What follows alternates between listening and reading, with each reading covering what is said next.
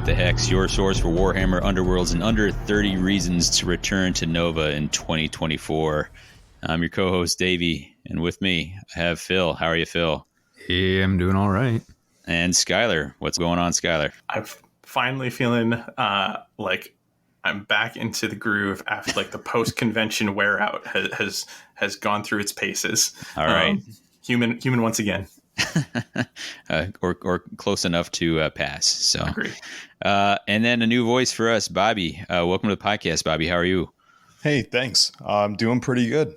All right. That'll be a voice familiar to some folks that were out at Nova this year because Bobby was there. Bobby, we've mentioned him a couple times. He, I think, won the first local event that he took part in. We'll let him talk a little bit more about that in a bit. But we are talking to you, as you can imagine, about wrap up from Nova. That's where we sent Brian and Skyler with Bobby repping the Madison contingent as well. For context, we're actually recording on September 11th, so we are post Nova and post updates to the FAQ and FAR and all that sort of thing. And then, guys, Death Gorge got revealed.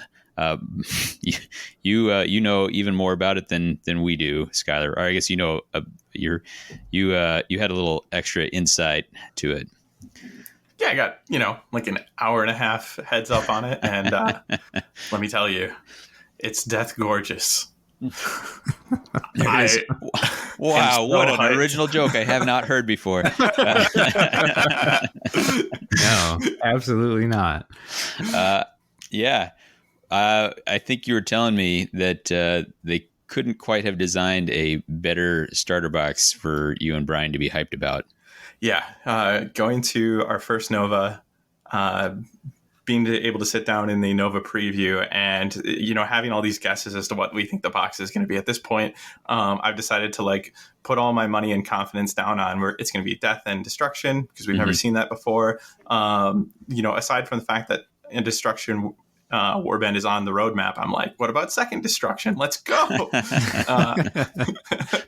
I wanted to see the werewolf vampires. You'd have to help me out with the Age of Sigmar faction. Is it the Strigoi or something like that? Yes. I think so. I was thinking that might fit really well. People would know, that's for sure. Oh, right. Those guys. Yeah. If only we were part of a narrative podcast network that was able to answer this sort of question. If only. But yeah, no, it was something special being in the room. I lost my voice momentarily there. I was had my fist in the air and I was just so excited. Nothing could have prepared me for seeing Ideneth and Slanesh show up on the screen with Brian and I sitting there in person. That it was unbelievable. And I am so hyped for the Warband Siren Eyes Razors. And I think Siren Eye is the pronunciation. I could be wrong, but I feel like it's a play on Siren because they often love to do plays on names. Yeah, it's true. They're also really bad about using foreign languages that then they change to use English pronunciation for. So it's who knows? Yeah, who knows? From my perspective, I just really like what they're doing with. I mean, they're doing that thing that they do so well with Underworlds, which is here's some really cool, weird, out there models. They gives them the chance to experiment in a way that they don't necessarily get to do in some of their other ranges on a scale that's really appealing to me. So that Thricefold Discord is real weird, and I love it. Yeah. Well, I think we're gonna move it along because we got a fair amount to cover here. Absolutely. We like to try to put community up front. So let's start with community shout outs. Skyler, why don't you hit us? Yeah, I wanted to kick off shout outs here with the Battle Mallet podcast. And the reason I wanted to highlight them is this is their marquee event. Their podcast is built on a mission statement of three dads that have this year-long journey to get to Nova. And Underworlds is the main event that they look forward to every year, the Grand Clash. So going. We got to meet up with Battle Mallet. They gave us an insanely warm welcome and really, truly elevated our experience at Nova, as well as that of many other people that they interacted with. They are gems of human beings, and they love this community and this game so much. Definitely give their post Nova episode a listen to. It's the big one. Yeah. I think it's at least 2.5 hours. I think it's like 3 something. It's definitely more than 3. Yeah. Yeah. Okay. I remember looking down at how long I had left, and I saw I still had 2 hours at one point, and I was like, all right. And they've also gone ahead and updated their Nemesis library, which is something that's becoming synonymous with the Battle Mallet. The community is really starting to know that they have this resource, that they keep and maintain this resource, improve it, make sure that decks get added to it. And here they've made an improvement. They've added a tournament decks filter with 4 tournaments that you can already take a look at from Adepticon earlier this year all the way to Nova. So you can just click on which tournament you'd be interested in seeing the deck listings for. And for Nova specifically, they've got the top 10 decks there. So check out their episode as they lovingly break down their annual event, and check out the tournament decks filter on their Nemesis library. Yeah, I just finished that episode earlier this morning. Really enjoyed it, and can also recommend it if you want a broader look at Nova as a whole. And then also we breezed over Death Gorge, but they kind of do a breakdown of what information was able to be gleaned from the video, as far as there was some cards got enough time hovered over them that they were able to pull a little bit of information about some characteristics on some of the fighters and that sort of thing. And listeners, be prepared. I don't know if Brian and I will play anything but after this box drops. Well, we'll see how the warbands fare. This might be one of those cases where you have such strong feelings that you can't help it. Like for better or for worse, you're playing them. Well, if it's like Ephelem, where Brian really wanted to play them, it may feel we'll see. We'll see. Time will tell. Sure. We also want to mention the next big U.S. event. There is actually the Tampa Open. I think there's some stuff going on there later this year. Don't have a lot of visibility on that. Our next one on our radar is LVO. We have quite a contingent. Bobby, you were going to that, right? Correct. Yeah. Are you? Your intent is probably to play in the Clash there, I'd assume. Absolutely. Yeah. Both the Rivals event and the Clash I will be partaking in. Yeah.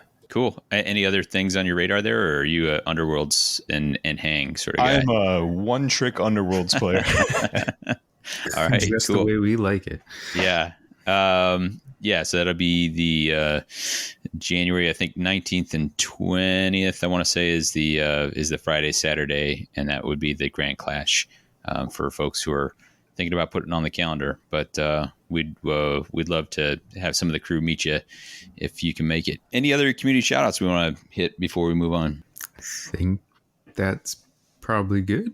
We're going to keep this next one a little bit quick. This is What the Hex is Going On With You. This is where we usually break down what we've been up to. Skyler and Bobby are going to really kind of tell you a lot about that in a moment here.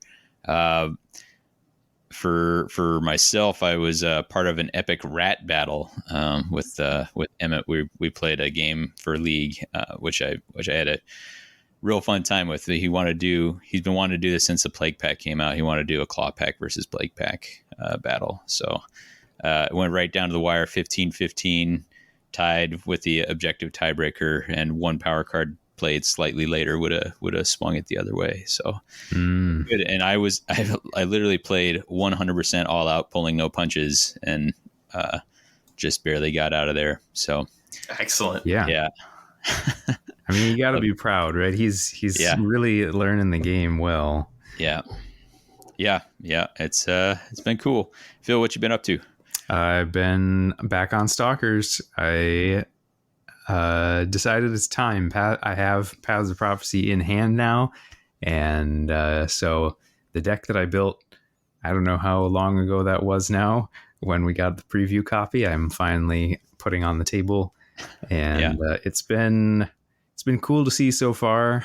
Some of the cards in that deck are super greedy, so I'm not 100% sure they stay in long term, but like, I love everything about how that deck plays and with the warband, and I'm super excited to keep repping it. Yeah. You can compare notes with Emmett because he's been running that same one. Yeah, that you well, built. It sounds like he's been doing better than me. So yeah, he did have League Night. He scored what's the Complete Harmony in round 1, which unlocked the Great Plan in round 2. That's like, oh boy.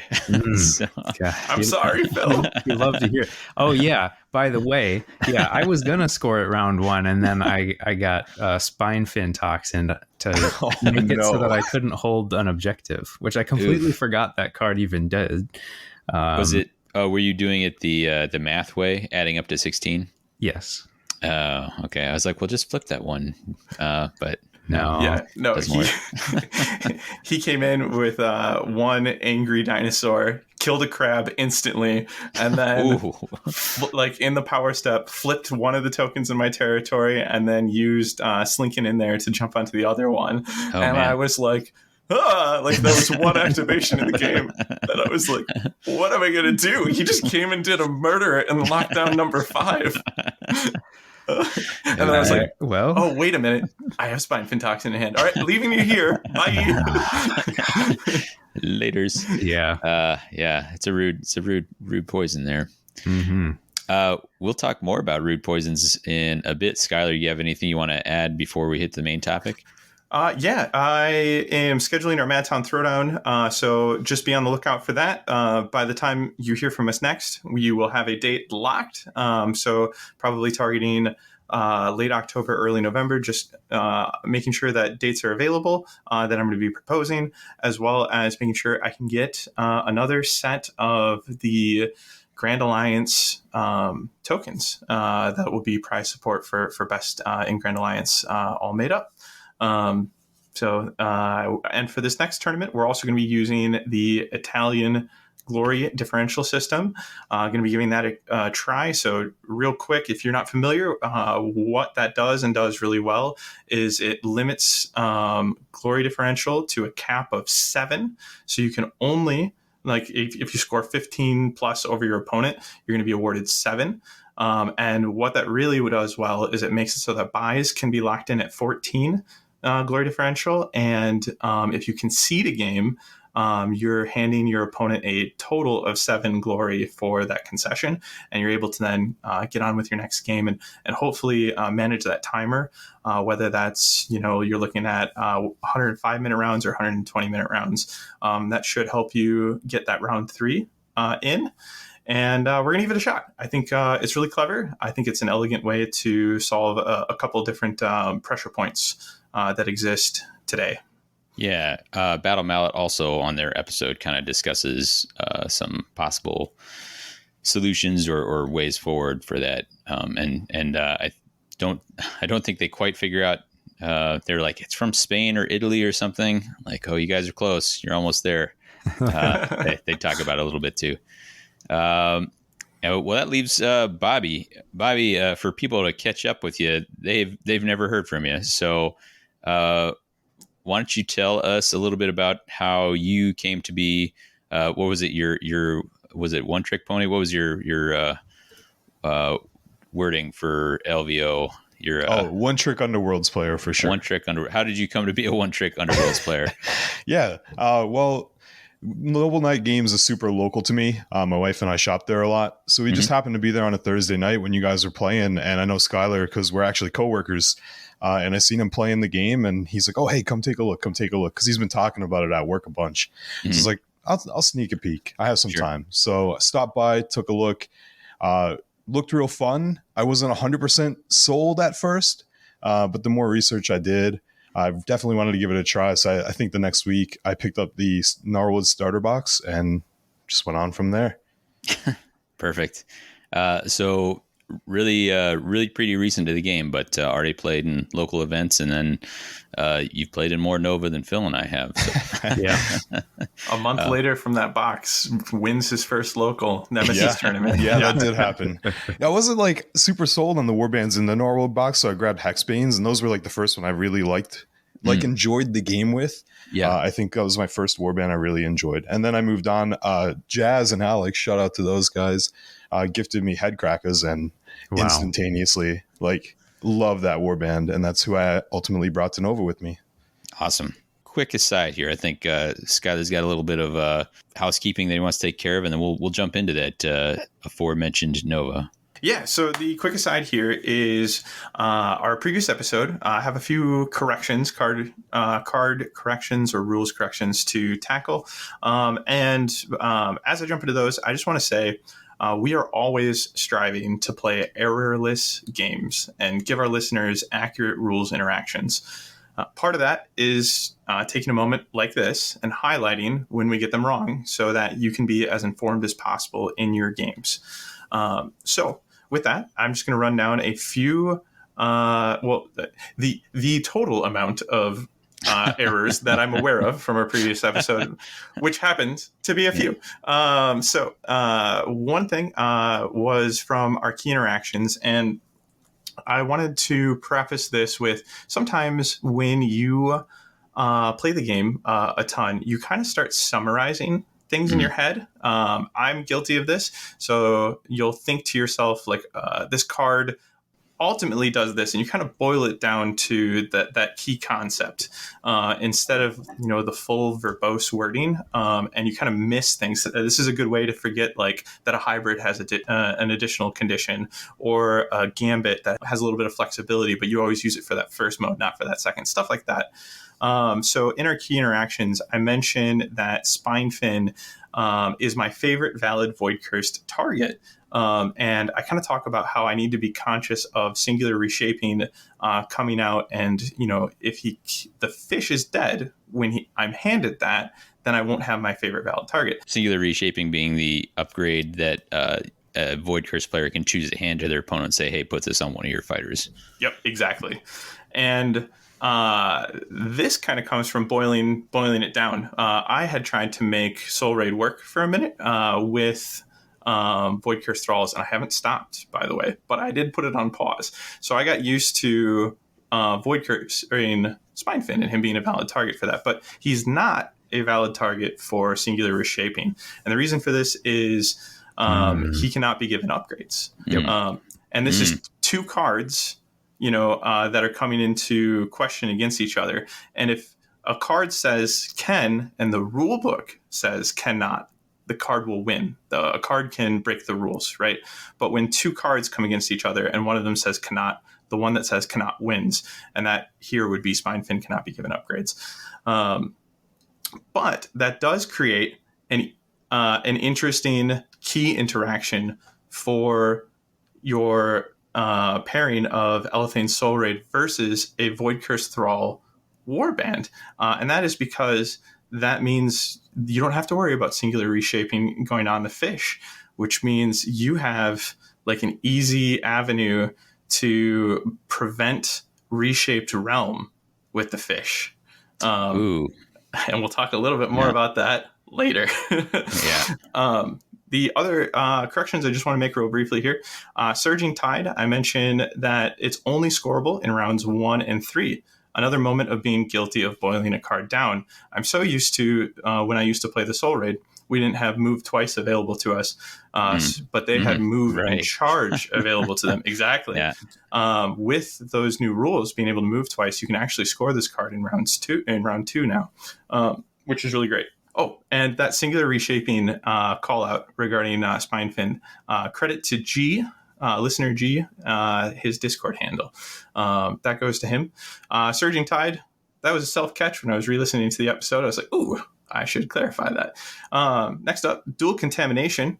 Credit here goes to Anders and Lathanim for catching it, discussing it. Thankfully, this is something that I also caught going into the tournament. With that in mind, I want to say if you're ever going into a tournament, to kind of avoid this problem of like boiling things down and kind of having just this key memory of what things do, go ahead and give your deck, it's a good idea anyways, to give your deck a reread going into an event, just to make sure that nothing catches you by surprise on the wording. I can say my version of that was not even before. It was like part of the way through last year, part of the way through, this year at Adepticon. I was looking at the Cunning Crew cards, and I was like, "Wait, they have a secondary Inspire condition. Like, what?" It was not just supported an attack. They also inspire. I think if 3 fighters are dead from the other warband. You're kidding me. Do they really? Because there's this thing where I was like, God, I really want to get these inspired, but I don't know how I'm gonna. Whoa, hold on. What is going? Whoa. Yeah. Wow, that's bananas. Wow. I had no idea. It's actually the first thing listed on their card for the inspires. 3 or more enemy fighters are out of action. It's like, So yeah, yep. It's sitting. It's written 5 times in front of me every time I play them, but had lost track of it. So. There you go. Totally fine. Anyway, so the next correction up is that dual contamination from again caught by Anders and Lathanum. There is a wording difference between capable poisoners and dual contamination that we felt was an intentional distinction. This is on capable poisoners. It mentions 2 or more surviving friendly fighters, whereas on dual contamination, it forgoes the word surviving. It actually says 2 or more friendly fighters. And both of these say each have 1 or more poison upgrades. So it's like, okay, what's the difference between these 2 conditions? Ooh, this one's looking for survivors. This one's not. Interesting. They can be dead from dual contamination. That is incorrect. Unfortunately, I practiced this wrong quite a bit, and we didn't catch it before recording the episode. The rule that prohibits that sort of scoring is in the Weird Hollow errata, and it was first introduced in the Gnarlwood errata back in October of 22. So what that is a fighter that is out of action, including that fighter's upgrades, is not counted for the purposes of scoring an objective unless that objective specifically says otherwise. Thankfully, dual contamination is a hybrid and still offers flexibility in the list I landed on with its hybrid scoring capabilities. So I don't believe because I caught this going into the event, I don't believe there's any instances or moments where I then kind of revert back onto that practice and think that I can score this off of dead fighters. I kind of end up having to lean into that flexibility more in the event because you can also score it off of 2 persisting poison gambits. But yes, dual contamination cannot be scored off of dead fighters. And then final correction here, and this is a fun one. I think everybody can chime in and agree. Is a correction on salvage. Mm-hmm. There's a moment in the episode where Davy and I spent a power step salvaging back and forth. Turns out only one of us could have been salvaging in that moment. And this is credit to Baconborn. We played in person at Nova for fun, actually for the Vassal League. But oh man, in-person Vassal League. When does that happen? I know. It was pretty special. You guys both have laptops set up across from each other.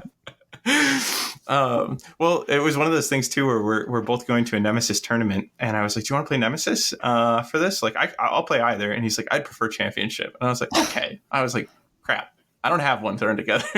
So I grabbed Miari's Purifiers, and by the time we sat down at the table, both of our lists had seen restrictions. Wow. But we had a fun match, and during it, I tried to salvage a power card during his power step. So going into my turn, right? It turns out the rule book actually specifies that this can only be done in your power step. Really easy to miss. In the salvage section, it says if you have a restricted power card in your hand and each of the fighters that power card is restricted to is out of action, on your turn in the power step, you can discard that power card and draw 1 power card. So blew my mind when he informed me of this. Thankfully, he had similar feelings. His mind was blown when he had learned this from someone else. So I think there's probably many listeners out there who kind of missed that salvage was limited to their own power steps. And I like that a lot because it means you can't fuel up going into your turn. It's got some interesting nuances to it. Cool. Yeah. And that's it. Those are our brief corrections. Brief indeed. Was there that SNL skit for all of the fact checks that they had to do for the Fox News? Oh yeah, it just flies up the screen. Yeah. All right. Well, Nova, let's get into it. We should say that we mentioned the possibility of a lead up episode. That's something that didn't really come together. There's some technical difficulties there.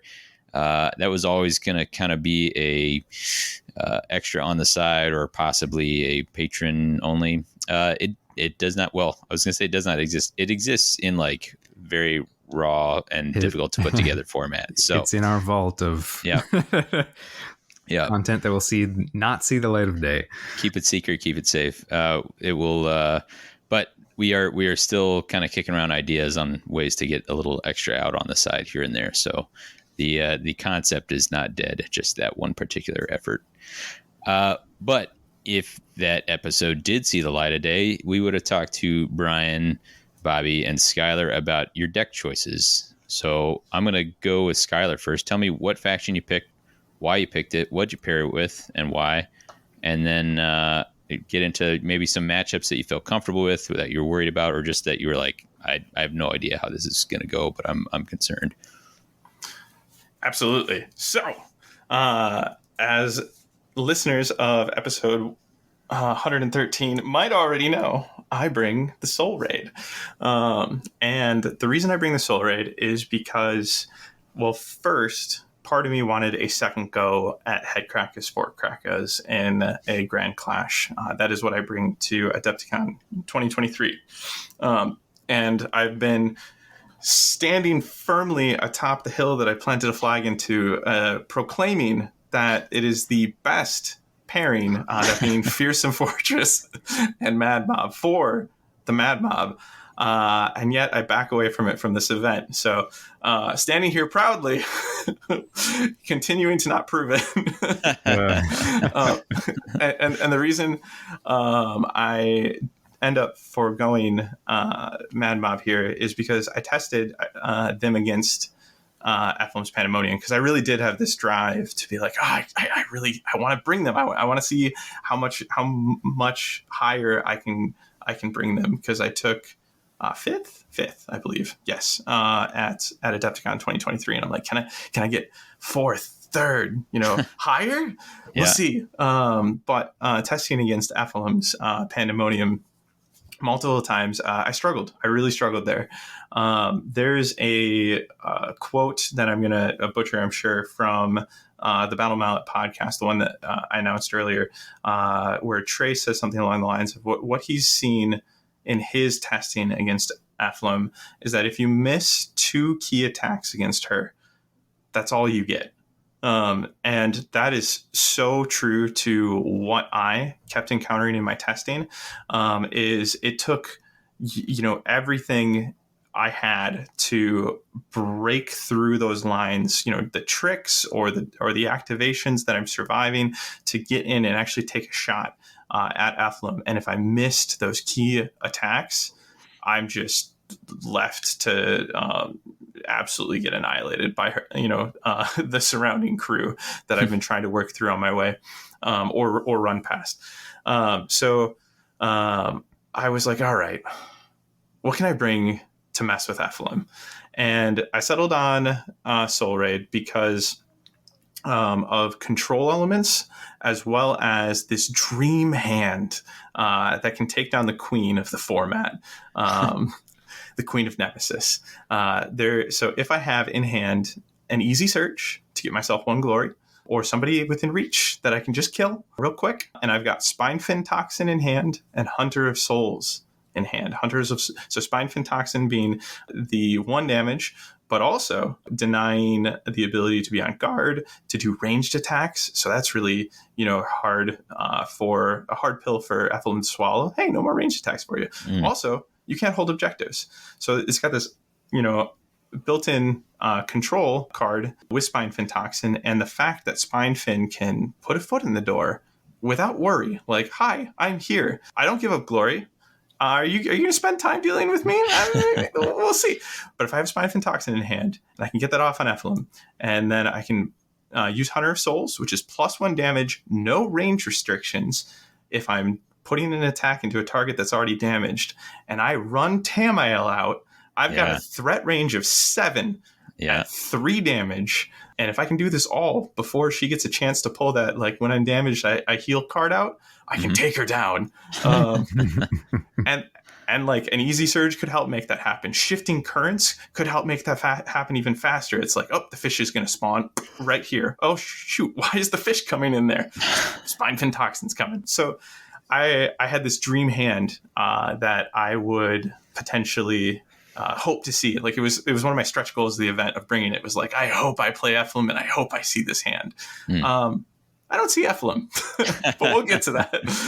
So going into the event, one of the other things I thought they had to their advantage is just the ability to resurrect Tamael, right? So I can get this fighter in and start being aggressive and trying to target and mess with their key fighters. And if he dies, he dies. I will try to bring him back. Between him and the fish, being able to just have free reign in their environment, I thought that might be enough to kind of be my delivery system for this control idea. Because I believe Soul Raid is control aggro. I also acknowledge they are absolutely invading aggro.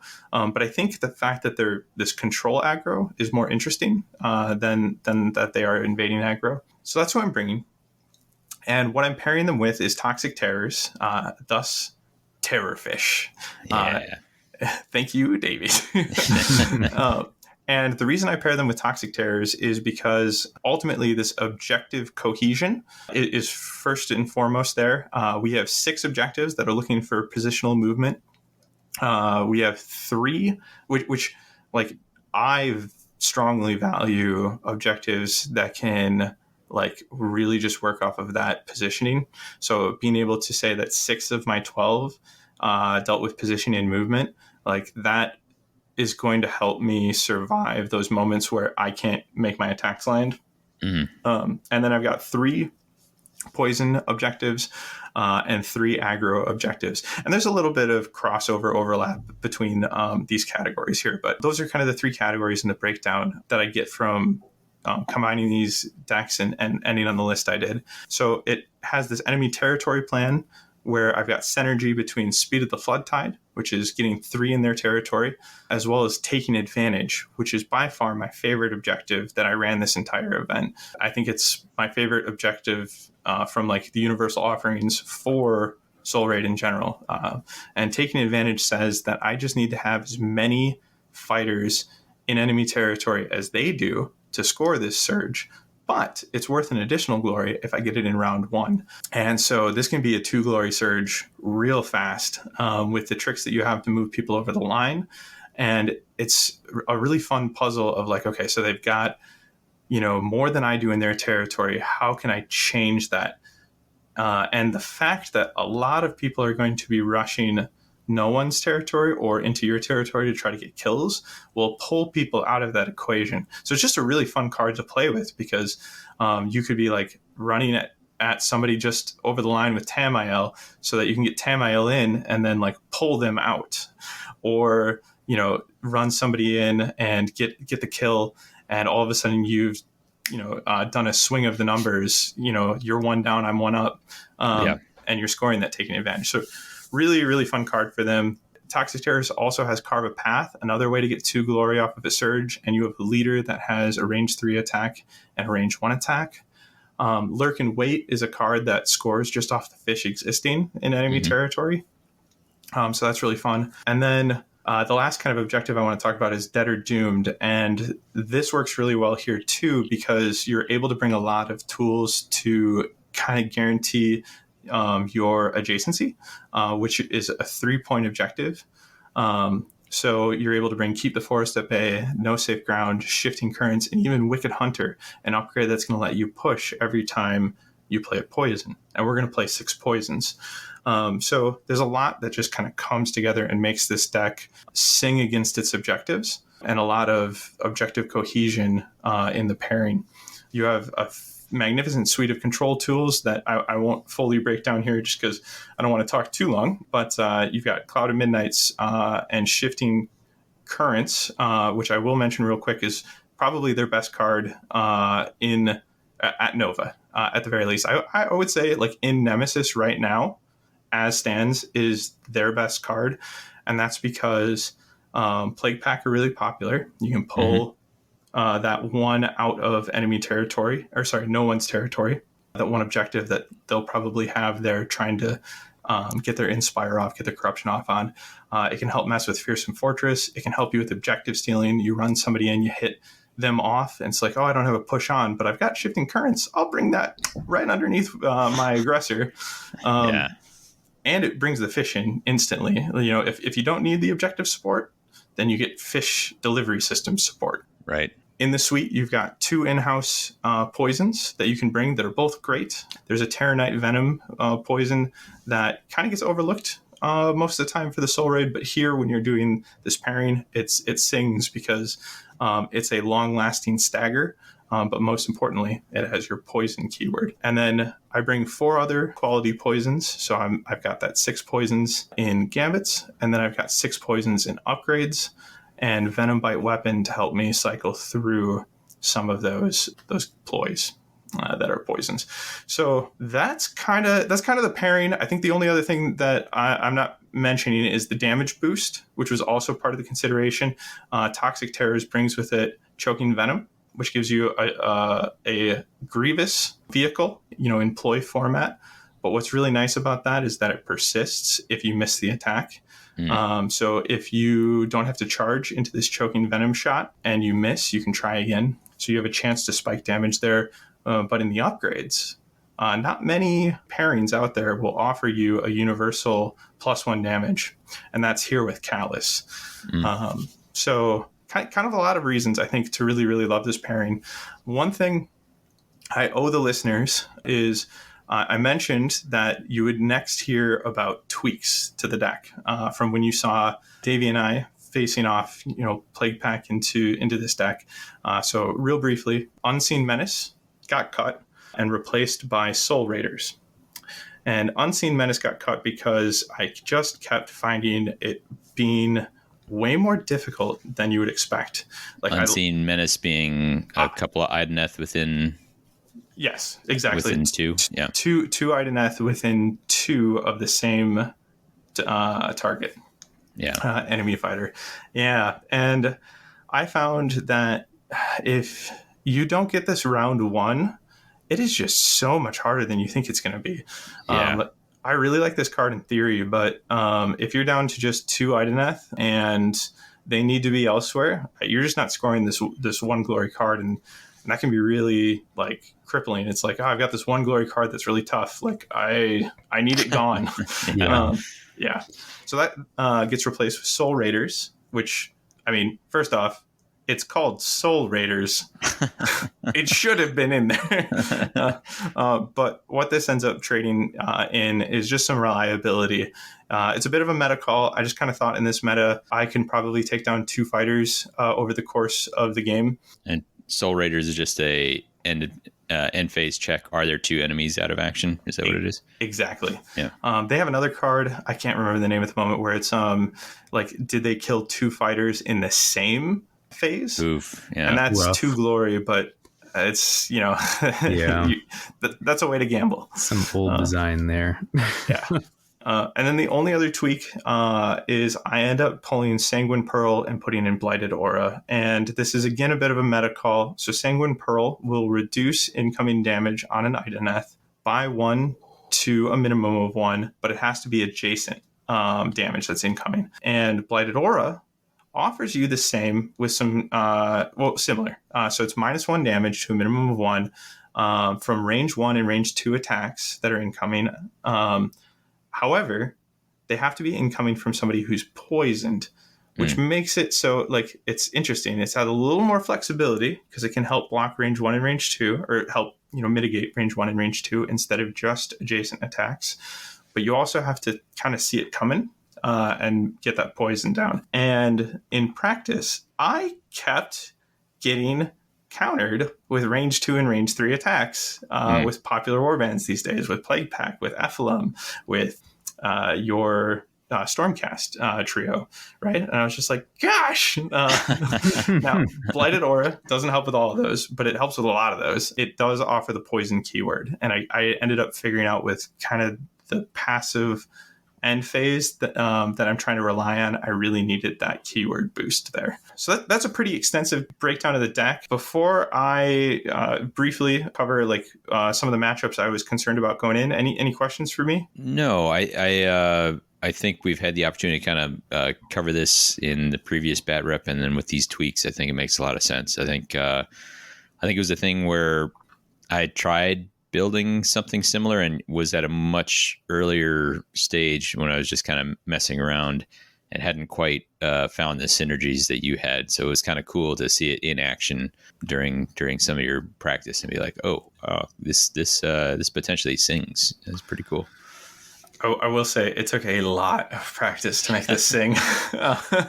It was there's a lot of theory and then practice and figuring out how many of those poison keywords you needed and which ones you were bringing and all that. And then even then getting used to the idea of having to get rid of hands simply because you need to be mindful of when the objectives are going to need those hands or vice versa. Right. So you asked about matchups that I was comfortable with, worried about, and ones I wish I knew more about going in. Mm-hmm. Matchups I was comfortable with were elite warbands. Guys, correct me if I'm wrong. I feel like I'm an imposter here. I keep hearing elite warbands as long as I've been listening to Underworld's content and been a part of Underworld's content. And is it 3 or 4 warbands, or is it both? You mean 3 fighter or 4 fighter warbands? Sorry, yes.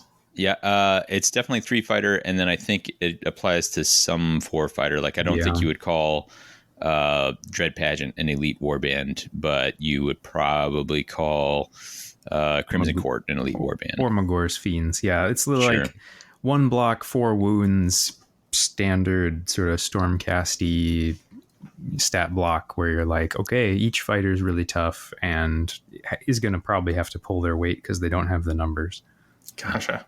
Well, it works. It was 3 bands and 4 bands that I was comfortable going into for the event, simply because I have a lot of wiggle room to get around them, get into their territory, and I've got fewer numbers to manage towards that taking advantage card, for example. So I felt pretty comfortable having to try to control a smaller amount of fighters with the poisons I had available, because the poisons are going further, right? It's I'm putting it into one of your 3 or 4 targets. Exactly. If you tell one of their 3 fighters that they are suddenly, can't make range 3 attacks or can't make a super action until they're damaged, or whatever the case may be, then, or give them a move token right out of the gate, which is actually, I saw that be pretty crippling when you're well, now I can't charge out because I'm stuck with a move token on me. They don't have as many backup plans as a Horde warband might. Yeah, I think so too. So I'm comfortable going into those. I'm also comfortable with the mirror. Simply because I played a ton of Soul Raid. I've had to play a ton of Soul Raid v Soul Raid, and I find that mirror to be a blast. So maybe it's less a comfortability thing and more of if I come across it, I'm just gonna glow with glee. Just living it up over here. It doesn't happen, but I do love that mirror. I actually like a lot of mirrors in Underworlds. I think they're really fun. But as far as warbands I'm worried about, I'm obviously worried about Ephelum. I've kind of, hung up Mad Mob for this event so that I have better tools to handle Ephelum. but I end up seeing very few practice rounds against Ephraim with this deck. My practice rounds into Ephraim were with other decks. I'm nervous about Void Curse Thralls. I need to be very careful about who I'm letting get Void Cursed, because especially early, if you Void Curse, for example, Tamael, before I get a chance to really utilize that range 3, I still have range 2 on him, so that feels good. But I love the reach of that range 3, and I can feel it when it's gone. Yeah. And I also need to be very careful when I'm attacking refashioned upgrade targets. Because if I try to do that at a range, I'm allowing them to instantly outmaneuver myself. So I got to be mindful of that. I'm worried about Sepulchral Guard because I do not know if I'm going to be able to keep up with their ability to resurrect and push people into the right spots. I kind of have a blind spot against Sepulchral Guard. Haven't played against them as much as I'd like. And I'm worried about Hexbane Hunters because that matchup can come down to like an absolute coin toss where it's like we're invading each other, we're throwing tons of accuracy at each other, and we're just seeing who blows each other up first. Yeah. Right. So I'm nervous about these matchups, and the ones I wish I knew more about. I kind of mentioned Sepulchral Guard is a blind spot for me, but I think that they're popular and I think that they're really good. And I'm hoping that I'm going to be able to just get to the Warden, kind of with that same Ephraim mindset. I have a blind spot for Headsman's Curse. Nobody in our local is really running them. I have, the time that we spent reviewing them behind me and deck building for them. So I have a vague idea of what they can pull off in theory, but not in practice. So I'm nervous of like what they can potentially do to my game plan. And I wish I knew more about them. And Seismic Shock in general. It's a deck. I don't really play with Magic. I don't really like Magic. I'm the guy on the podcast who doesn't. And therefore, I really haven't given this deck the time of day. And it has hoodwinked me before. So hoping I can read up a little bit more going in. And the convention kind of takes me, and I don't really study up against Seismic Shock. So it continues to be a big old question mark over my head going into the event. Well, all right. Anybody got any questions for Skyler before we move on to Bobby here? I don't think so.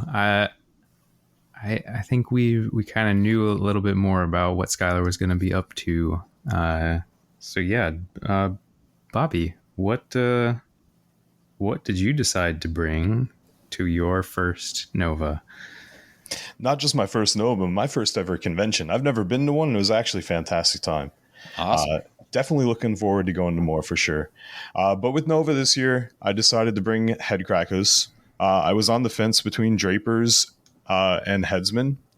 I didn't have enough reps personally to really justify taking them, which is why I fell back to Headcrackers, because I play them a lot locally. I play them a lot on Vassal.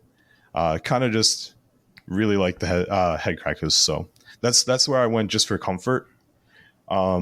I paired them with Fearsome Fortress. I think it's just such a strong pairing with them, considering their push mechanic at the start of the game. My man. It really sets you up for like very successful early scoring if you get the right surges and whatnot. So obviously with Fearsome Fortress, you're going to take things like Bold Sortie, Earthworks. Like those are just givens, Conquer Domain. But those were like easily reliable passive scoring. But obviously Headcrackers are pretty aggressive in nature, at least with their faction cards. So I thought it made for a really good flexible pairing where I can either score passive or score aggressive, depending on how my early cards go. Mm-hmm. And things like Bring It On, Dead Sneaky, Here We Go. Like those are innately going to score because you're just playing the game. Yeah. And then you kind of get free glory. So that's great. Yeah, that's a pretty strong surge package you have there. That's pretty cool. Oh, for sure. Yeah. And for end scoring, a lot of my stuff was more hold objective, along with Great Hunters. You can't play Headcrackers and not take Great Hunters, which is like their third end phase, 3 glories. So you had to take that. I remember playing against you. I think I was using the goats in this last event, and once I figured out that was in there, I was like, it felt like a clock ticking over my head, especially in that particular matchup where it's like, whatever his score is, it's like playing against stalkers with, we're like, yeah, there's 3 glory coming from the great plan. This is like, there's 3. I'm not going to be able to keep more than 1 alive or deny him primacy or whatever. I can maybe do one of those things, but not both. No, it's definitely a reliable third end phase for sure, which is why I took it. And that was pretty much most of my objectives. A lot of hold objectives just for passive glory, like I said. Things like Hunt the World Spirit, where holding 2 objectives, but also having primacy will score it. Otherwise, hold 3. And because I'm playing Fearsome Fortress, my main goal is not actually objectives. I want board control. So that was most of my game plan going into it, because I also have a really hard time with being longboarded, as Phil proved in our championship tournament locally. So, longboarding is a problem for me, and offsetting max offset definitely didn't help. So, going into it, my game plan essentially was to hold boards as much as I can. If I win roll-offs, I'm keeping boards and just getting whatever outcome I want, square us up, slight offset, whatever I think may be best through the scenario or what board gets given to me. It's kind of where I was at. Cool. I had lots of ploys to help because I was also a little bit nervous about Ephelum. Brian and I actually played a quick practice game because I didn't get much reps in going into Nova. We actually played a practice game the night before where I did a redeploy play on him with Wallop, which I was very happy I made that change because I actually never had redeploy in the original deck, which was a mistake, I think, especially given the meta. Redeploy is a push 4 as long as you're on a feature, from a feature to a feature. Yep. Okay. And that pairs really well with cards like Walking Wall, which I had and actually got to play off, get that like combination off in one of my games. It was really nice to do. Fun fact: even after the commentary that we just received, or the FAQ, that combo still works. That's a seal of approval. Oh man, they're just all over the place with these rulings, I feel like, but I'll take it. So lots of cool combo cards like that, and things like Determined Push to help me get on objectives once I knock some fools off of them. Yeah. So before we get into any more with matchups, I also have enjoyed building with Fearsome Fortress in the past. As it's really something you can reach for if some of their best surges synergize with things that you're already trying to do, which they do in this. It's the upgrades that sometimes starts to feel a little light to me, and some of that hinges around whether you can make use of they've got a couple weapons in there and that sort of thing. Did you find one part or another of your deck, be it objectives, probably not, but objectives, gambits, or upgrades felt the spot where you're most lacking, or did you feel pretty good about all 3?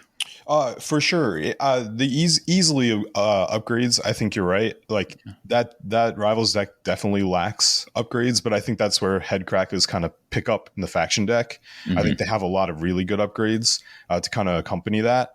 But knowing we were going into a Void Curse meta as well, like lots of people like that deck. Daco would be useless without Mason's Grey Hammer. Which I actually kept in a lot of scenarios where I was up against Void Cursed. I kept that in my hand on purpose because I figured that was coming, because I do like to do Daco as a push onto an objective almost every time in my matches. And then they have that card that literally just says, you're on an objective, you're Void Cursed now. Yeah. So that definitely didn't leave my deck, considering Smart. That's a great call.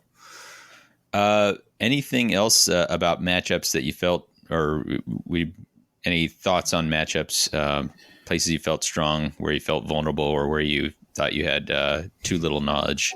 Yeah, for sure. I think I was going into aggressive matchups pretty comfortable. Wherever someone was kind of coming into me and my territory, I felt like I could easily outmaneuver, get where I need to be, and then kind of counterpunch. was I feel kind of comfortable with that play style. I play a lot of Crimson Court locally. I play, I've played I've played Headsman's locally. So a lot of aggressive matchups I'm familiar with. I was a little bit nervous about Hordes, specifically Exiled Dead. The couple reps I've had versus them have not been very rewarding on my side. So I was a little nervous about that. And when I heard that Sepulchral Guard was going to be there as well, I also was like, another revive. This could be bad for me. But those matchups I were a little bit nervous about. Other than that, I felt pretty comfortable going into Ephelum. Surprisingly, I know Skyler says Headcrackers, he didn't have a good time. In all my practice games, almost every game was super close. I think there was only one or two kind of blowouts the other way. But I felt pretty confident in playing against an Ephelum. I know that sounds weird, but considering Ephelum are so strong. Hey, hats off to you. That could be play style difference. That could be like just the different way that we were managing that situation, and maybe with more practice, I feel more comfortable in that matchup. But I love that that you heard me, naysaying on this pairing, and you were like, nah, or like, this matchup, and you're like, nah, I can do it. I absolutely had to try it for sure. Yeah. I was really proud that you brought them, and through some amazing coincidence, Bobby sets out to define for him the best deck list that he can build between Headcrackers and Fearsome Fortress.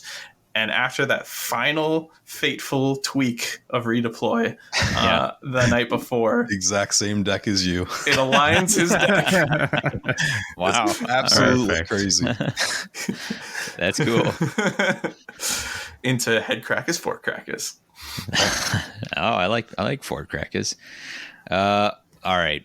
Well, any more thoughts about matchups, Bobby? Or are you good to go here? I think I'm good to go. Okay. As for the event itself, it was, correct me if I'm wrong, gentlemen, but 1 day, 5 rounds, best of 3 Nemesis format.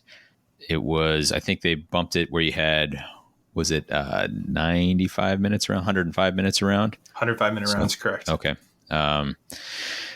And that was, I think they maybe let you bleed on a little bit extra once in a while. Again, Battle Mallet talks a little bit more about how some of that laid out. They've got some good thoughts about running things and all that. But there were 32 players. It was waitlisted, ended up with 31 on the day by the time drops and pickups all got sorted out.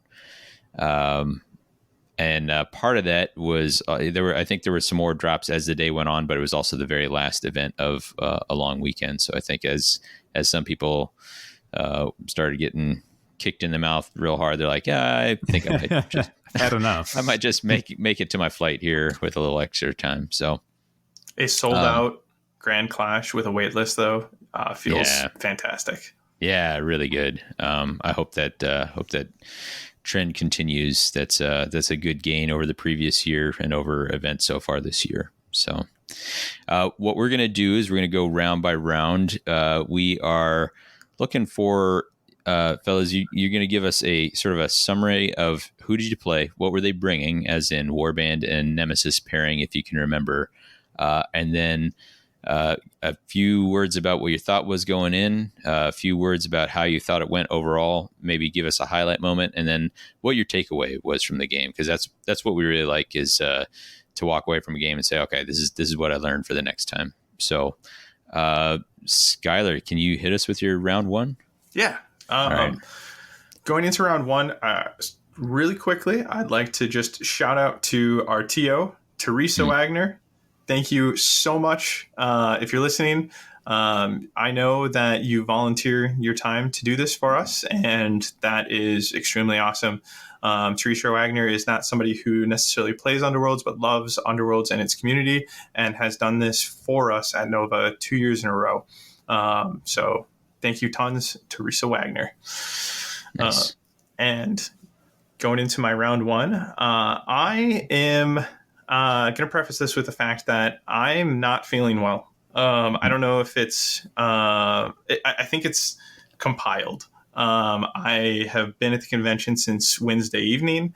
I am trying to wake up after staying up too late multiple different nights, and I'm trying to make sure I've gone to bed well, hydrated well, and am ready to go in the morning. But I've got nerves. I am like not ready to be there, but I want to be there so badly that I'm pushing like mind over matter, and I'm just like, if you're not feeling well, by midway through the first. Or by the end of the first, like maybe we'll duck out, but like try to get through your first, try to shake these nerves off. These got to be nerves. Yeah. And so this happened, to me at least. And thankfully, spoilers, it was just nerves. And my round one helps a lot with this. I get to play Nikki. Nikki is on Instagram with Sparkhammer Minis is her handle. And she was an absolute joy. She brought Dreppers, Wraith Creepers, and she did not have a pairing. She brought a Rivals deck. Wow. She had done a pink paint job on Dreppers, Wraith Creepers to match her hair. And she told me explicitly I wanted to put a little bit of myself, into this warband. And what I want to talk about with this match is Nikki was my favorite opponent of the day. When she came in, she tells me that this is her first tournament and that she's really nervous. And I'm nervous too. And I do not tell her that I'm nervous as well. And I think I should have. But, I tell her, don't be nervous. And I'm kind of like, really great advice, from somebody who's totally stressed out of his mind right now.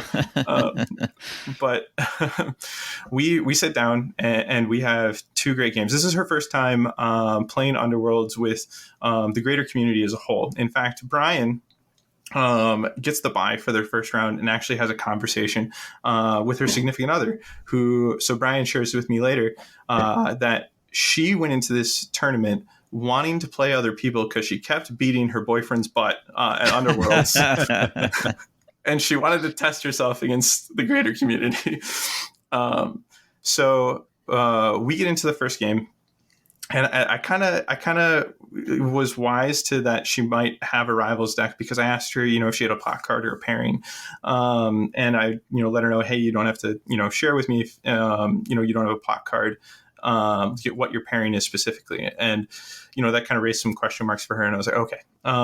But we have some great games. My game one, I accidentally inspire all three ghosts at once. Not all three, but three of the four, right? Meanwhile, the fourth one had already just inspired, and I'm like, oh man, come on, you're playing against Drapers. You really got to manage their inspire a little better than helping three of them inspire all at once.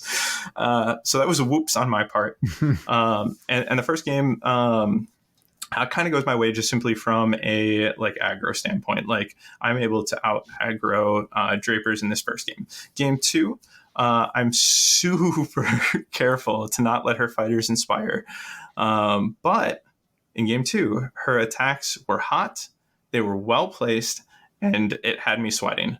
To the point where I had to kind of take a mental step back and think to myself, oh my gosh, I'm going to lose this aggro, V-aggro matchup. And it was okay, but you've built a deck that doesn't necessarily need to need the aggro V-aggro. We don't have to just we're in a losing battle right now. Don't stick around. And it was I the caffeine's kicking in and it's okay, disengage. Take the convenient targets because you're losing fighters and you're not taking them down. Take any convenient targets that you can on your way, but focus on scoring outside of aggro. So had me nervous, had me sweating. Almost lost game two to her great positioning and attacks there. So game one was 16-3. Game two was 14-6. And in 14-6, we celebrated because I didn't score as much, and she scored.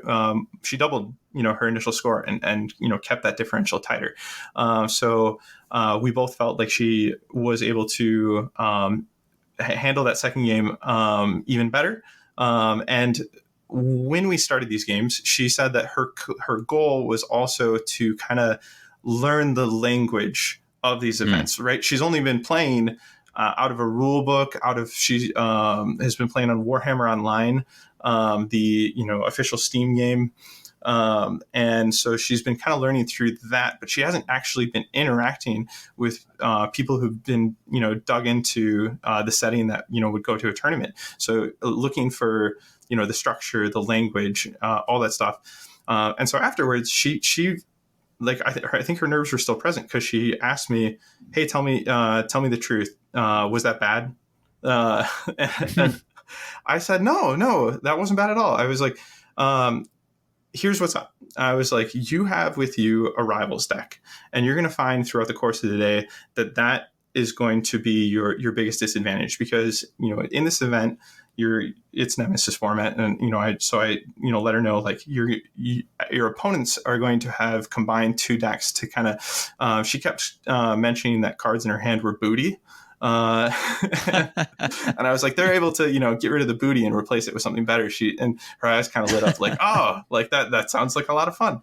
And I was like, so you'll have that working against you during the event. I was like, but your positioning or your positional sense throughout the course of our game was spot on. And that's going to carry you. Like, you're going to do well with that. So ultimately, when the tournament ends, she comes up to me and tells me that she was really happy to have played against me in that first game, and that she was able to grab a game win in her next match to kick off her next match. And between feeling comfortable as a result of our game and then having that game win underneath her, that really carried her. That awesome. She I agree. For me, that was actually the biggest win of the day. Because this was somebody stepping into our scene and like was enjoying herself and was not not wanting to leave, right? And she, that was something she mentioned. She was afraid she might find herself in a situation where she didn't want to stick around. So with that, I'm just gonna read her Instagram post real quick. It's this is something she posted right after the event. When you commit to something, you have no idea what you're getting yourself into. That's what I did. I competed in my first Warhammer Underworlds tournament at Nova Open in Washington, D.C. I was able to make it to round 3 and placed 29th out of 31. The crazier thing is I was the only woman competing, and I'm so proud of myself. If you're ever scared to do something, just do it. You'll never know unless you try. So this is, again, Sparkhammer _minis at Instagram. Give her a follow. Go check her out. She and her partner are commission painters, and they do fantastic work. And tell her we sent you. Awesome. Super cool. That's a great story. That's cool. Bobby, it's kind of tough to follow. Yeah. What was your round 1? Definitely. So my round 1 was against Brian Young, who was a returning Underworlds player who played in Shadespire. So was he out of the Battle Mallet group? I know they had a Brian. Okay. No. This Brian, I believe, was local to DC. So he's been around Nova a little bit, but hasn't played Underworlds for a while. He's mostly an AOS player. Okay. So he told me he actually had a couple of reps versus Headcrackers before, as he plays with his son here and there. And he also plays Headcrackers. So he was a little familiar with my warband, which immediately I was like, when people get a lot of reps in there, it's, they know the tricks. Yeah. But round 1, we rolled off and I got boards, which I was super happy about. And he was also playing Fearsome Fortress and with Headsman. Probably should have went in there first. So Headsman with Fearsome Fortress, I knew we were going to have a big fight for the middle. Rolling some dice, I get boards. I let him have objectives. I'm cool with that. Luckily, the objectives kind of landed near the middle, where we could he's going to be trying to do the same thing you are, so that kind of helps. Exactly. Yeah, so it works great for me, but also works well for him. Yeah. And the board that he placed down actually had a lethal Ooh. in it, and I was a little nervous about it, but I did kind of turn it so it was near the rear of the board, closer to the rear of the board. But he actually placed the scripter. So I won the roll after and had him place first. And he placed the scripter first next to that lethal. So I put down an objective nearby that let Daco kind of push onto it pretty early and actually catch range of the scripter right away. And that's a tale to come for sure. Okay. So everything gets placed, looking good. I get my push off. My surges are like bold sortie. I have Conquered Domain in hand, which I'm happy about looking at the board state. And I believe I have Earthworks as well. So right away, I push Daco. My round one, my favorite moment of the game happens. Push Daco, push Wallop. Daco takes 2 shots at the scripter, pushing him into the lethal. Crit success on both rolls. Oh my God. My dice were coming out of the gate swinging. Wow. So that was the round one, activation one. It was great. That round ended up being 23-9 for me. Pretty strong end phase objectives that I drew into after my surges. Each round, I actually scored Conquered Domain for 4 in the first round. Wow. Yeah, with head crackers. That's a max head cracker score. Max head cracker score. It was a big score for Conquered Domain. Then jumping into game 2, he had me longboarded, which I was like, he knows something that I don't know. When he's longboarding me with an aggressive fight for the middle, like he knows something I don't. So I was a little more scared about game 2. But nothing really changed, even though we were longboarded. It was still a fight for the middle. This time with I believe we only had 3 hexes there, maybe even 2. Because I actually tried to block him from getting close, because I think my thought process going into game 2 is that he knew something I didn't. So I'm going to try and get there faster. So I put the objectives more toward his side, but also kind of denying him as much as the center as I could. So pushing into his territory, actually managed to clean up the game 19-7 this time around. So the game went to me 2-0. Total glory was 42-16 for me. So a good start for me. My dice were super hot, but when dice are hot at the start, feels like they're probably going to go cold later. So a little nervous. You certainly hope not, but karma kind of feels like it's got to balance out somewhere, right? 100%. Well, you're both on a win. So with the way of the Swiss pairings, you're going against someone who's also 1-0. Skyler, what did you face in the second round? So in the second round, I meet Craig. Craig is new to Underworlds as of this year. I want to say March of this year, and is enthusiastic. And he has brought Gnarl Spirit Pack. This is pre-beta Gnarl Spirit Pack with Tooth and Claw. And let me tell you, he introduces himself. Hello, my name is Craig. I am playing pre-beta Gnarl Spirit Pack. No. And that was akin to hearing someone say, hello, my name is Inigo Montoya. You killed my father. Prepare to die. Ooh, yeah. And for listeners out there, so to just kind of cover this decision real briefly, the pre-beta rules, the beta rules not being used happened because we just got this new errata, right? And that has solidified their rules. That just happened on like Wednesday or Thursday. And we're not going to use that because it's within 2 weeks of the event. Of course, we're not going to use that, right? So those that were in charge of DW games at Nova decided to forgo the beta rules in the previous errata. So we were using one errata back, which is what everybody would have prepped for the event, minus the beta rules. And I phrase it as, those that were in charge of GW games at Nova, because this was not a decision that Teresa made like in isolation. This is one that was made with counsel. So it was decided that this was what was going to be played at Nova. And Teresa's almost more the messenger here than anything. So that's what I'm looking forward to. I assume there was no clarification as to why they chose to do that. No.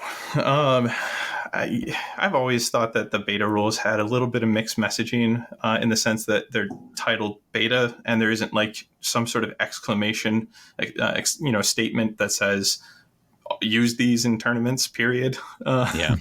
So I think it's kind of like, I think it's that, right? Getting lost in, right. Who's understanding and relaying. And it's like, well, these are beta. They're not technically official. Leave them out. No clarification received overall there, though. So Craig has let me know he's an X-Wing player. So he's never played Underworlds competitively, but he has played X-Wing. So he's familiar with the competitive scene. And let me tell you, he's a sharp learner. My game plan going in is to abandon my normal game plan for round one and position everyone in the back. We're gonna stay back a moment. My plan is let them run in and then run away.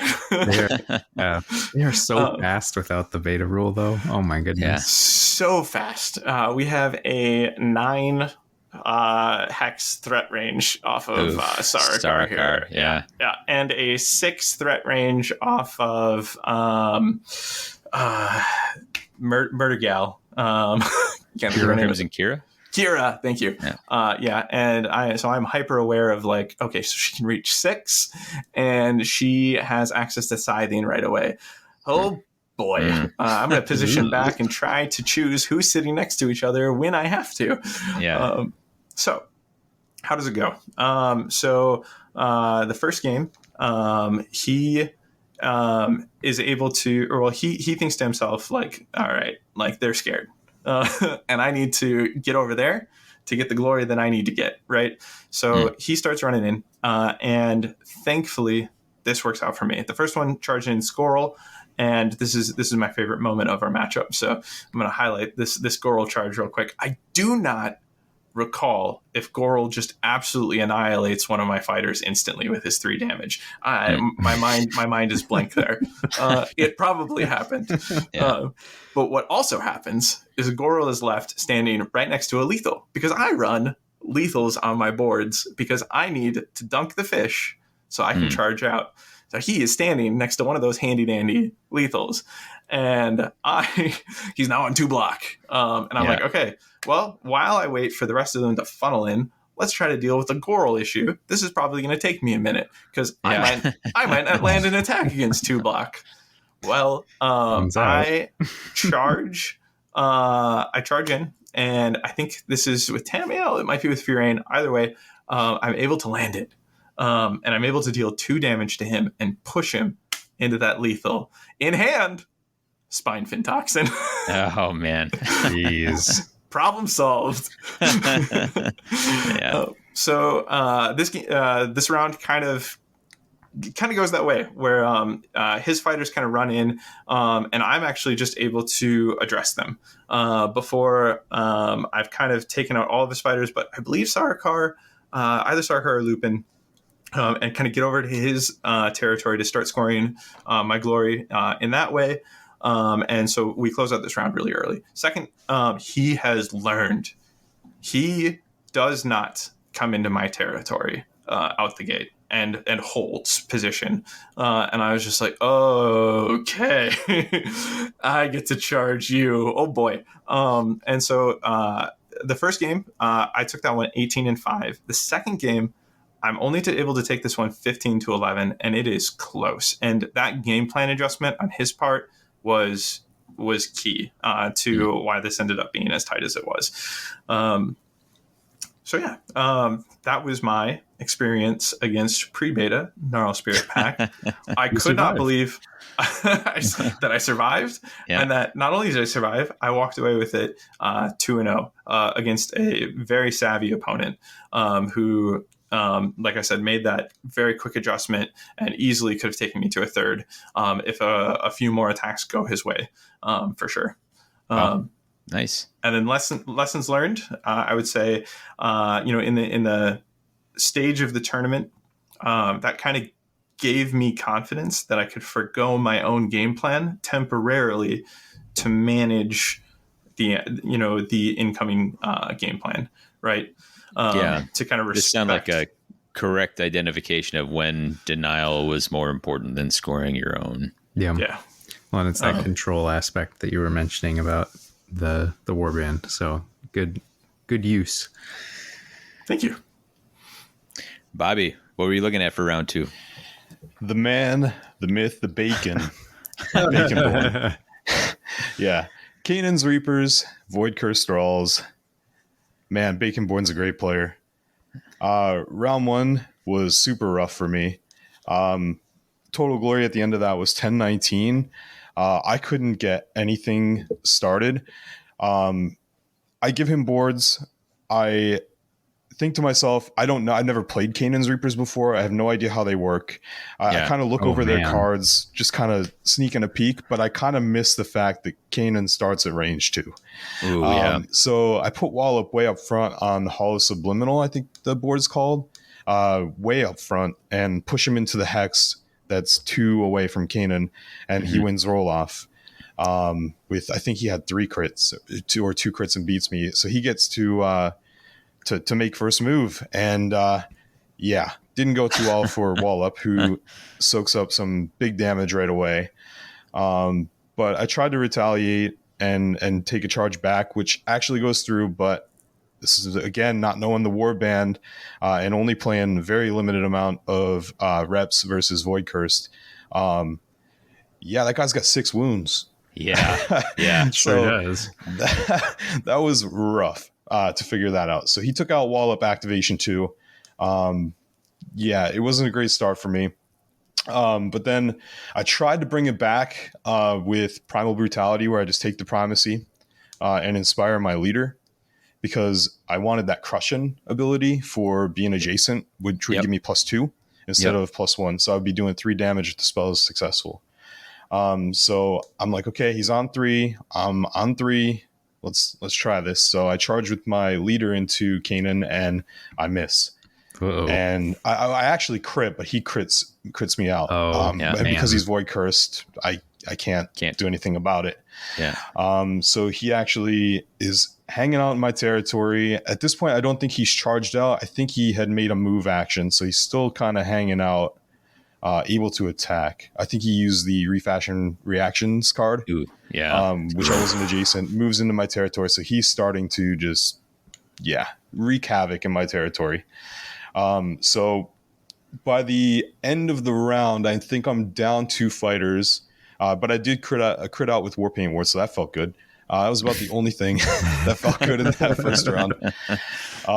And then so I did actually try that attack again. I did get 2 tries at it before he took out Headcracker, but it was just another miss. So that one was a wash. I'm like, okay, I understand now.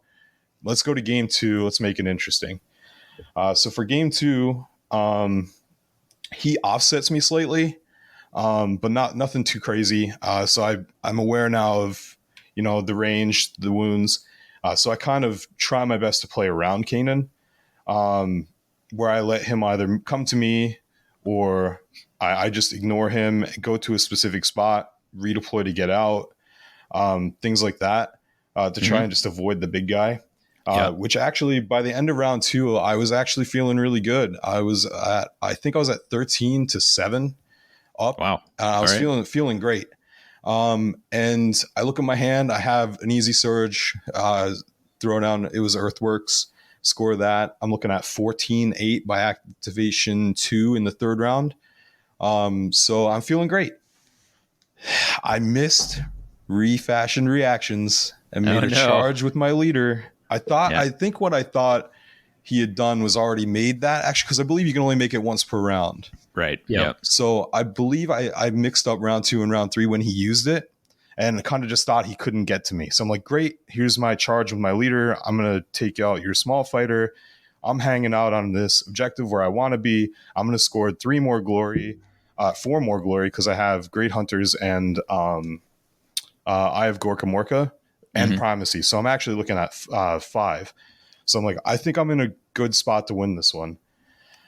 Refashion Reactions comes out. He comes over and he gets 2 free activations where I can't move. And I can't push him. So the first one goes through. He rolls some dice. He crits me and succeeds. And I'm like, all right, here you go, head cracker. Bang. I crit succeed. I'm like, okay, great. One more. Can we do it? Yeah. No, we couldn't do it. The next attack he made, he took me out and he had a massive end phase hand. And taking primacy from me because Headcracker was the final one alive. Oh, yeah. He took primacy from me, bricked my hand, and scored, I believe it was 7 or 8. 7 with the kill, 8 total with the kill, bringing him up 15-14 over me. Oh, no. And it was super rough. I felt super down after that game. I was like, I had it. We were going to game 3. Yeah. I figured out the little puzzle ahead of me. But yeah, what a crazy ending to the game. I think that was one of the most like tight games that I've had with such a big glory differential in quite some time. Oh, wow. That's awesome. That's it's great to hear the adjustments, even if they didn't pay off. Like you like to be able to see that they your choices were meaningful. Yeah, for sure. And I mean, I personally don't think I've actually played Baconborn, but I've definitely seen that he's been doing really well in Vassal before, and like he's definitely around in the community all the time. So we definitely know he's like top level player. So being able to get it that close, I think is a testament. And I think it's also really interesting. Like nobody saw this pairing coming. I don't think. Like certainly not in our bet. I think there's probably plenty of Vassal might tell you otherwise. Yeah, I don't know that for sure. But it was the only one not on our radar at all. Only one at the tournament too, I believe. Yeah. So it's just we weren't practicing for it. Like you always know that Kanan is, well, if you played against Kanan before, Kanan is strong, but for whatever reason I was like, I wasn't even thinking about Kanan. Yeah. And when we did our pre-Nova stuff, we actually talked about what warbands we'd expect, and no one said Kanan. I didn't even know he existed until I seen him across the table from me. Scary warband. Yeah, I mean, he's got access to extra movement. He's got access to extra accuracy. I'm pretty sure that you are void cursing Kanan in most matchups, so that you can really leverage those. Oh, what a statement! Yeah, I void curse Kanan. I mean, he was literally just standing there. What are you gonna do? You can't knock him around. You can't move him anywhere. He's just there in your face. Oh. It's a cool choice. So, but that moves us on to round 3. Skyler, what's this one looking like for you? So, we merely cook the bacon. He was born in the bacon. Bacon born is my third as well, or my next game as well. All right, okay, yeah. So I'm up against Mark, who I would agree is like one of the best in the game right now. I would say we all fortunately get to read his technical writing as well, and I think he is, if not the best, among the best technical or competitive writers out there for the game, undeniably. And he's brilliant. He's super fun to play with. We had an awesome set, extremely personable and kind during our set. Anytime dice went his way, especially in the crit category, sorry about that, or and so just the type of person you like can't be mad at. It's just like you're like, like I lost against you, but I really want you to do well, sort of a deal. So as stated by Bobby, Kanan's Reapers and Void Curse Thralls going in. My plan is to take down Kanan. It's been a yesteryear since I've seen Kanan. Josh used to rep Kanan all the time before he hung up that mantle and transitioned to other warbands. So I miss seeing Kanan. I've always thought he was a force. And what I remember was take down Kanan. Like, do not focus on anything else until you've got that guy down. Then you can mop up more attacks. Meanwhile, try not to get surrounded, right? Right. That's kind of the game plan I have going in. So game one, I'm able to spike a ton of damage on Kanan and take him down in, I think, 2 activations for sure. Wow. For sure, in game 1 or 2, I take him down in 2. I actually take Kanan down like his first priority in both games 1 and 2. But we go to 3. So in game one, it ends 11-16, and I'm so sorry that I don't have more details. I woke up the next morning and I was just amazed at how much I could not remember from my matches. You're telling me. But it was a gauntlet. So what I can tell you is that the game was close. It felt like it was anybody's game. And I think it was in round 3 where it really kind of slips away from me. And I'm like, okay, he's got this one. So that one ends 11-16, but it still feels close. And I decided to double down on that Kanan game plan.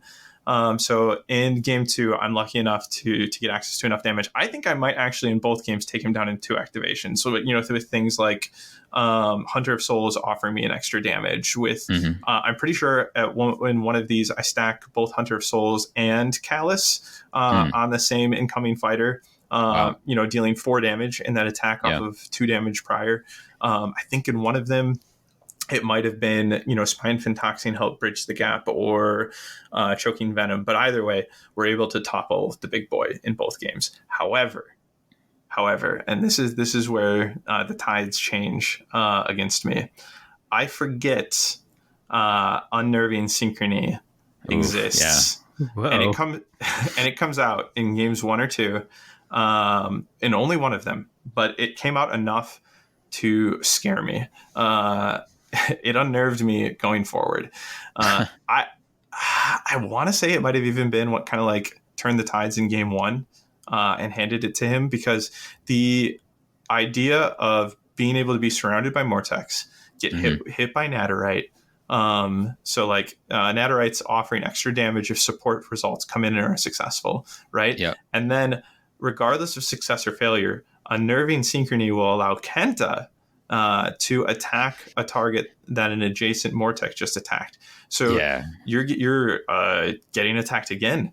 And I would have to double check. I think you can even change targets, because I think it's more about that adjacent Mortex was next to you than it is about the same target. Yeah, it just makes an attack action. Yeah, you just make the free attack. You get to which is why giving it to range 2 fighters is mean. So that was dismantling me. So I'm happy to take this to a 3rd. These have been the like most mentally draining games of the event for me, and the highlight here would be actually that we do take it to a 3rd, both because Mark goes on to win this thing and I'm happy to pull a game off of him, but also that we have 15, like maybe 18 minutes on the clock total for a game 3. And we're both seeing this happen. I think our first game took like 55 minutes, and we agreed to each other, in that moment, that we would play our second game faster, so that if we needed a 3rd, we could. And we played it faster, but only marginally, right? We're looking at just 15 to 18 minutes left. And so we commit to the 3rd game, we throw down. We are playing as fast as we can. It is like, you do not have time to rethink decisions. You are going. And you know what? The game is looking like it might go my way. And I get a decision point that I think in a different timeline might see this series go my way, because what happens is Unnerving Synchrony gets into my head, and I'm looking at my hand, and I have Spine Fin Toxin and Hunter of Souls, and I don't go for Kanan. I have a moment where I've got Spine Fin next to both Kanan and Kenta, and I think to myself, but what if he has Unnerving Synchrony in hand? And I think that's the like I this moment like this juncture in time has been stuck in my head and will live in my head forever, because I feel like I could have taken Kanan out in another 2 activations. Like I think I was lucky enough to be afforded that hand, assuming dice go my way, right? And that's in that split moment. It's like, but that's if dice go your way, and it's like, how about you try for an attack on Kenta, and if the dice go your way, just take Kenta out. Just do it. Just get him out of the picture. But I have just spent the luxury of 2 games without having to worry about Kanan for majority of those games. I do not know what fear looks like. So I make the wrong decision and I kill Kenta. Maybe the wrong decision, I think. And then in response, moments later, like he gets another 2 so this is another factor of mistake. He has a card that asks me methodical assault. He fails an attack. I am just against Furain, and I'm sitting over there like, please don't hit. And he fails it. And I'm like, yes, I think I've got play here. Like I'm going to need her to help me take out Kanan. Yeah. Because I kept him alive. And he plays Methodical Assault. Play this after a friendly Mortex failed attack action. Pick one opponent. That opponent picks one. You gain 2 tithe counters, or that Mortex makes an attack action. And at this point, he doesn't have any tithe counters. And I'm afraid. And I'm like, I don't think he has any tithe counters. And I'm more afraid of another attack coming in. This is one of those people talk about like it's a bad decision either way. This is what this is. And I go with the 2 tithe counters. Continues to haunt me because I think what he does with those 2 tithe counters, if I recall correctly, it's definitely the end result, is like his next activation or a very soon to be activation, maybe after he secures a 3rd tithe counter, is he walks Kanan over to my leader and one-shots him full health. Yeah. He can use those tithe counters on the fly. And oof. At the either at the end of the first or the top of the second, just no more Elethane. And it's just like, oh no. And then like Kanan he was just a monster. He took down everybody but Furain. I just have Furain left. I'm trying to keep this game close. And I think I still have a foothold. I think I still have a chance, but I need to get away. Like I just need to make sure that like I can stay alive. I can play for Dead or Doomed. And like I just need, because I've got him down to, what I haven't mentioned is I've got him down to just Kanan and 1 more Mortek at this point. Like okay, that's doable. I kind of reversed the plan. Like I didn't go for Kanan. I went for everyone else, and I am suffering for it. So to end this out. I start skirting away, which is going to get me Surging Tide. Couldn't have gotten it at a better time. I'm like, perfect. I need an escape plan. Surging Tide is going to reward me for escaping. Boards are slightly offset, so I'm rounding a corner and ducking into my territory, and I'm like, stay away. What hasn't cognitively hit yet, because we had 15 to 18 minutes to play this game, we made it to the top of the 3rd before timer was called. So we were granted the ability to play the 3rd, which we had hoped for, because this is big. And what cards had lost me was I hadn't seen him use his Void Curse move yet, Forceful Movements.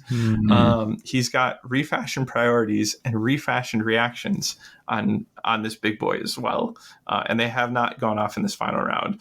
So he is able to, in one fell leap, essentially move on his turn to a center position, and I'm like, okay, I got time to scoot, and then in power going into his next turn, use Forceful Movements to put me in a corner in a terrible position. And I'm just like, oh no.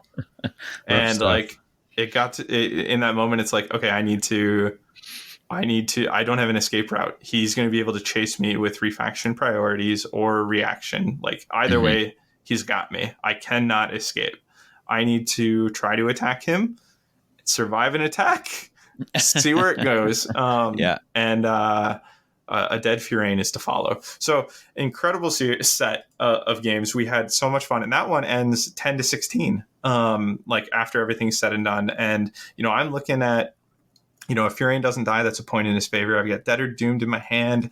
I think I've got, something else. Like I'm still holding on to threads at this point. Like I could really potentially still win this third game, but what a fun final game for our set, and it was played incredibly fast. No regrets. I enjoyed being put to the pressure of the speed, and I enjoyed immensely our set. He's a fantastic player, and that Kanan's Reapers is his favorite warband. I'm pretty confident Void Curse Thralls is his favorite universal deck, so he got to play two favorites in a pairing, and he showed everybody, literally taught or brought everybody to school, right? Wow. With it. So can't say enough good things about Mark as a player, and how much fun that set was. Awesome. That's you got to take an L. That's how you want to do it. Bobby, you are coming off a loss. You are 1-1. What does your round 3 look like? Yep, coming off a loss, 1-1, running into Drapers. And I was a little surprised to see him paired with Toxic Terrors, actually. But I thought as we were playing, I was like, yup, that's Toxic Terror stuff. I guess Carve a Path is a nice pairing for the boss there. It's real nice, and which he scores pretty much right away in game 1. But so round 1, we start. I actually get a pretty good Glory Train rolling early with a successful attack. After going second, I used Primal Brutality to grab the Primacy, Inspire Tooth Dagger, activation 1. He's running in doing 3 damage if I crit. So that was actually real nice to get me started. I took out, I believe it was Godric, the one with Cleave, which wasn't the best for me, considering I'm on dodge, but it was the closest and most viable option. So score for the kill, Bold Sortie, off to a good start. Game 1 goes my way. I think the score was 17-9 for me. He was playing them really well. He actually did a lot of the push mechanics with the drums, which I play the warband. I like them. I almost brought them, and I totally forgot about. So there were definitely scenarios where I was kind of stood in enemy territory or nearby, and he just pushes into his next. I'm like, oh yeah, forgot about that. Which actually was really punishing in game 2, where he decides to offset me, but not greatly, but using that, initial move advantage that he has with Drapers, their move 4 at the start, where I don't get move 4 until I inspire, definitely coming in and taking me out. And he basically maneuvered really well movement wise the second game. And I couldn't get on any objectives. I couldn't score any attacks. My dice were really cold in the second game of this one. And it showed. I lost the second game 5-13, which was pretty brutal. It was definitely my worst loss of the day. And then into game 3, we do roll-offs. I get boards again, so I'm super happy with that. Place us squared up, and he gives us it gives me a lethal board, which I'm, licking my lips for. I'm like, I'm coming in there, knocking you into some lethals with only 2 damage. So I was pretty happy with that. Yeah. And it got my Glory Train rolling again really early. My dice were super hot in game 3 with this one, and I took it 23-13. Wow. In game 3. So that's a big one. It was 2-1 for me, but game 2 had me nervous. I was like, uh-oh. Yeah, good way to bounce back.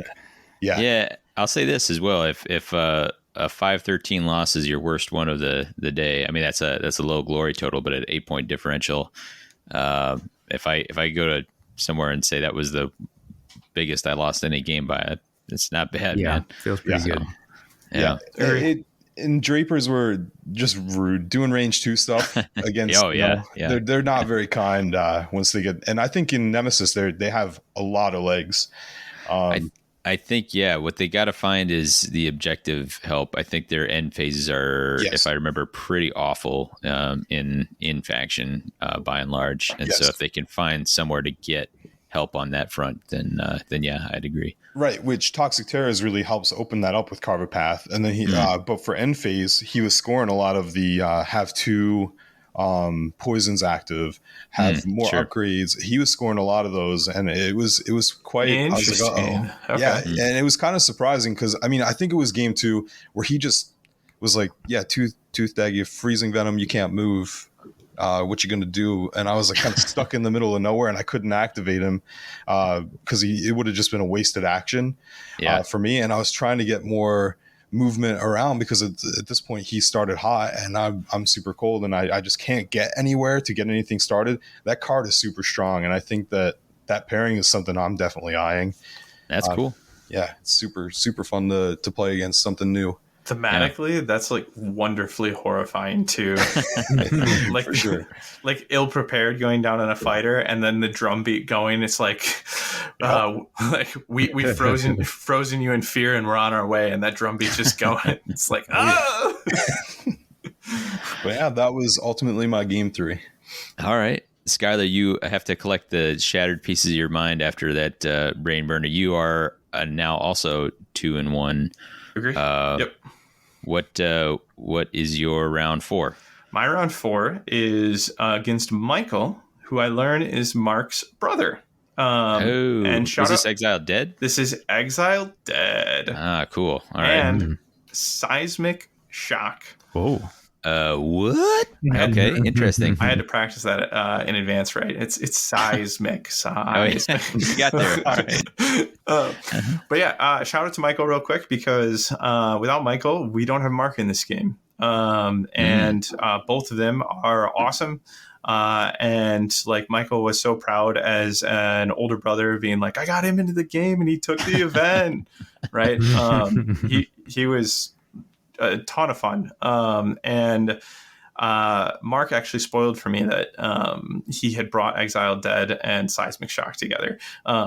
So it was funny. We sat down and it was like, what do you brought? And, I was like, oh, I brought Soul Raid. And he was like, no plot. And I was like, exactly. And he's like, well, I'll find out soon enough, sort of the deal. And I was like, because I'm like, no plot. And he's like, yeah. And he's like, there's kind of like exchange where I think like, most Exiled Dead players who say no plot, you're thinking like, okay, they got Beastbound Assault. And I'm like, yeah. Oh, wait a minute. Your brother told me you have Seismic Shock, by the way. So I will tell you that I have Toxic Terrors. All right. Oh, the sportsmanship. And then it was funny because we both had to mulligan our objective hands or some sort of hands that then showcased exactly. Revealed it. Yeah. It was like, oh, well, there it is. All right. We didn't need the whole preamble there. Table doesn't lie. But this deck is kind of designed around, having 2 wizards, being able to cast. There's the one, I'm going to forget it. This is kind of like his personal goal card. And this was something Mark told me about going into it, was that he brought it with the hopes of being able to do dynamism. Is that the right card? Is this the spell? Yeah, it's a spell that's actually really hard to cast for them because I think it requires double channel, but it lets him him do kind of that action an extra time. Yeah, exactly. So that was one of the goals, was to like really enjoy the moments where that actually goes off. So there's a high variance level in like the success of this deck. He's also running the Surge. I can see it, but I know it's got like Miari like holding down some like a level 2 in enemy territory or something like that. Exactly. Yeah, it's like so. I think it's 2 glory. It's hold an objective in enemy territory like over 2 activations. Right, and it has to be a wizard, I believe, that's doing it, right? So this is in that deck. And like I see it at one point, it gets cycled out during game 1, and I'm like, oh, like, and that kind of actually like segues nicely into game 1, because game 1 is shambling the forces into my territory with the wizards in tow, right? And I'm like, what is going on right now? So I'm able to get it de-Antelos much easier than I would have anticipated. And he realizes this very quickly because I take de-Antelos down probably round 1. And then I just have to worry about taking the Markov and his puppet down combo down before I really need to worry too much about then working on killing the no longer tethered to magic zombie horde. So that's kind of how round one goes. So then round two, and round one ends 14-6 in my favor. Round two, though, he says, mid game, he's like, or between rounds as we're setting up, he's like, okay, I got to make sure I don't give you access to Dantalos this time. Right. Yeah. He's like, we're gonna wall up. That's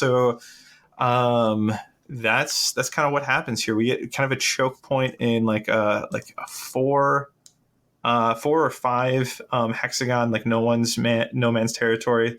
4 being like the tightest they can make it. I can't remember if it was the tightest offset possible or one more than that, to maybe kind of allow a little bit of dipping in to my territory for some potential scoring. But ultimately, he's kind of abandoned. I think that card gets cycled out pretty quickly, the Miari Art one. And it's the game plan has shifted to like keep him away from Dantalos and keep them out of my territory. Like it's clear that he wants to get in based on taking advantage, speed of the flood tide, all the things that I was working with, Venom Gorge, whatnot. He's like, so let's keep him out. Let's keep Dantalos safe. Here we go. And oh boy, was that a tough uphill battle to break that wall and get in. Always is. So one of the things that Soul Raid has available to them, though, here is like they always have that disruptive fish, right? So I'm able to like start poisoning people behind the lines just by popping the fish up there. And I think I break the line with like no safe ground, where like I pull somebody near like a feature token, pull them out of the way, and I'm like, I'm coming in. But even then, it takes me all game to really get at Dantalos. He had him protected. There's a point where he's literally he's in a circle. It was amazing. It was like 5 of his fighters in a circle with Dantalos in the center, and then I had gotten Firain somehow in there, and so I'm the 6th one, and I'm against a wall, and there's no getting out. Firain's just pretending to be a zombie in there. Ooh, what are you? Like Shaun of Dead. And it came down to like, can she survive these attacks and get 2 shots on him? Sort of a deal, and it happens. I might have gotten lucky and had her like she's charged, so she's on guard. No, because then I would have been charged out. No, it by all accounts it probably shouldn't have worked as well as it did. But able to sneak in the win there. Really, really tight. That second game could have been anybody's, and it was 15-10 is how that nets out. That's cool. Yeah, I haven't played against Exiled Dead in a hot minute. That would have been. That's always like a little bit of a culture shock when you play against them for the first time again in a while. You're like, oh, this plays so different than everything else. And the spell slinging, with like having 2 wizards that could just start slinging spells out of nowhere. I love the redundancy, but then just like the fact that they're kind of like always activating with others. You're kind of more worried about who they're bringing to the party than all of a sudden like, oh, wizards in range. Yeah. Right. Rips, yeah. All right. Well, Bobby, that brings us to your round 4. You also 2-1 at this point. What's your status? Yeah, well, I'm really thankful that Skyler took away Exiled Dead and I didn't have to sit across from that monstrosity, because that would have been real bad for my round 4. Okay. But I sat across from Trace from Battle Mallet. Oh, awesome. Yeah, so we actually got to have a game. I was super excited about it. Met him the day before. Fantastic guy. The group is great. And we sat down and I expected it to be a fantastic game, which it was. So my favorite of the day, Trace was playing Skabbix with Void Cursed. Say Void Cursed. Yeah. Oh yeah. So this is one of those scenarios where I knew, Void Curse is here. I'm definitely getting Void Cursed to death. Daco's gonna eat some pain here. So I mulliganed my first hand looking for Masons. Had a couple upgrades I didn't really care for anyway. Mulligan into it, super happy about that. Activation 1, round 1, I do my push. He actually immediately plays the card. He's like, yep, that goes Void Curse now. I'm like, cool, fully expected. So he runs into me with, I believe, Rabidius. Yep. the big guy with the hammer, right? Yeah, he's got a big old. Yep. Yep. He bonks Wallop right away, and I'm sitting down here. I'm like, really? This is essentially I'm playing Canaans again. Sitting on some wounds right away. But no, we have a great game. I get some nice plays off, but nothing to kind of bring game one back. He actually takes it from me 20-14 for him. Oh, nice. It was decently tight up until around the last activation or two of round 3, where I kind of got cleaned up. I had Great Hunters in my hand, but couldn't stay alive long enough to score it, which could have kept us close. With 20 points on his side, do you remember get like 3 corruption off? Yes, he definitely had 3 corruption off for sure. Yeah. In round 1. So this is also the first time I've ever played the rats. So I've sat. Really? Oh man, I've done you a disservice. For sure. To be fair, much rather play the rats than Exiled Dead. Yeah. So it was definitely interesting to learn how they work the first game. The move stuff that they can do with the little guy with Void Curse, you can just hop all around, and it's kind of crazy to keep track of everything. There's a lot going on. Mm-hmm. But game 1 goes to him after some really, really fun stuff. It's probably one of my favorite moments in our game for sure. Probably one of the favorites of the event. He charges Headcracker with Skritter, the little guy. Yeah. And rolls a crit success. And I'm on 3 wounds. And I'm like, really? This is how you're gonna we're both laughing and I'm like, all right, sure, I'll throw my dice, and I actually crit success, and we're both cheering, and it was pretty great. It was a great moment. That was actually hilarious, because if he kills him there, takes primacy obviously, and it would have just been real rude. He's like, I'm so sorry. He said it as he was moving. He was like, I'm so sorry, I had to do this. I was like, I get it. But that was a fantastic moment in game 1. I'm rarely mad when I crit and then they crit, because how could you be? Really, though. Right? I was super happy to crit out of that, but you know what? If it went through, I would have been cheering for him too, because that was a hell of a moment. But then for game 2, round 2, we hop into boards for him. He positions us at a slight offset. So once again, at slight offset with Fearsome Fortress, everyone likes to block those hexes. Makes total sense. But we did this game was quite strategic with placements for the Befoulers to kind of to get in there and what's it called? Corrupt territories. So he ended up not getting anything in No Man's with a full offset. So I don't think he was able to corrupt anything in there. That game plays out a lot different and more my side for sure. Same thing happens. Dacko gets Void Curse, fully expected it. Play redeploy with Walking Wall this time to kind of get him into the action, and then drop Mason's Hammer on him, and actually crit success Ribidius out of the game pretty much right away. One of the first moves of my snap. Grievous on that hammer. Grievous on that hammer. Love it. Yep, took him out really early there. So the game starts to go my way, and I'm feeling good about it. Nothing crazy happens other than like an absolute brain burner of like movement mechanics, like who's going where, how do I get these Befoulers off the objectives, out of the territories, like keeping them away. That took us a lot of time, and we actually didn't get to play game 3 because of it. Round 2 goes to me 19-12, and Trace is one hell of a player.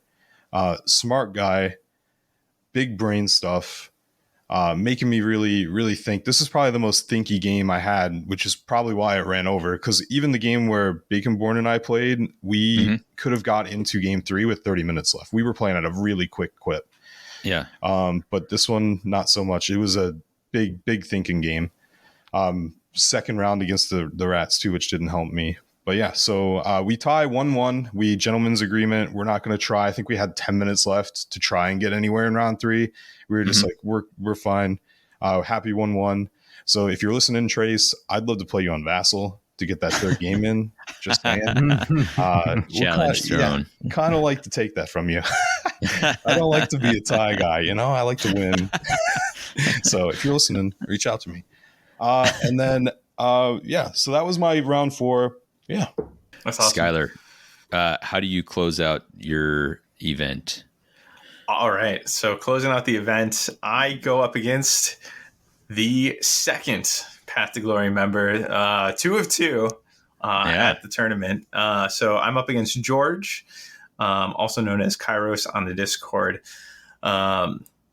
By the way, so he brings Plague Pack and Void Curse Thralls. And my by the way there is, if you haven't listened to the Plague Pack episode that Path to Glory has done, it is incredibly thorough, informative. They love this warband. They spent some time on this warband before they post the episode, and it really shows. It is a pleasure to listen to that episode.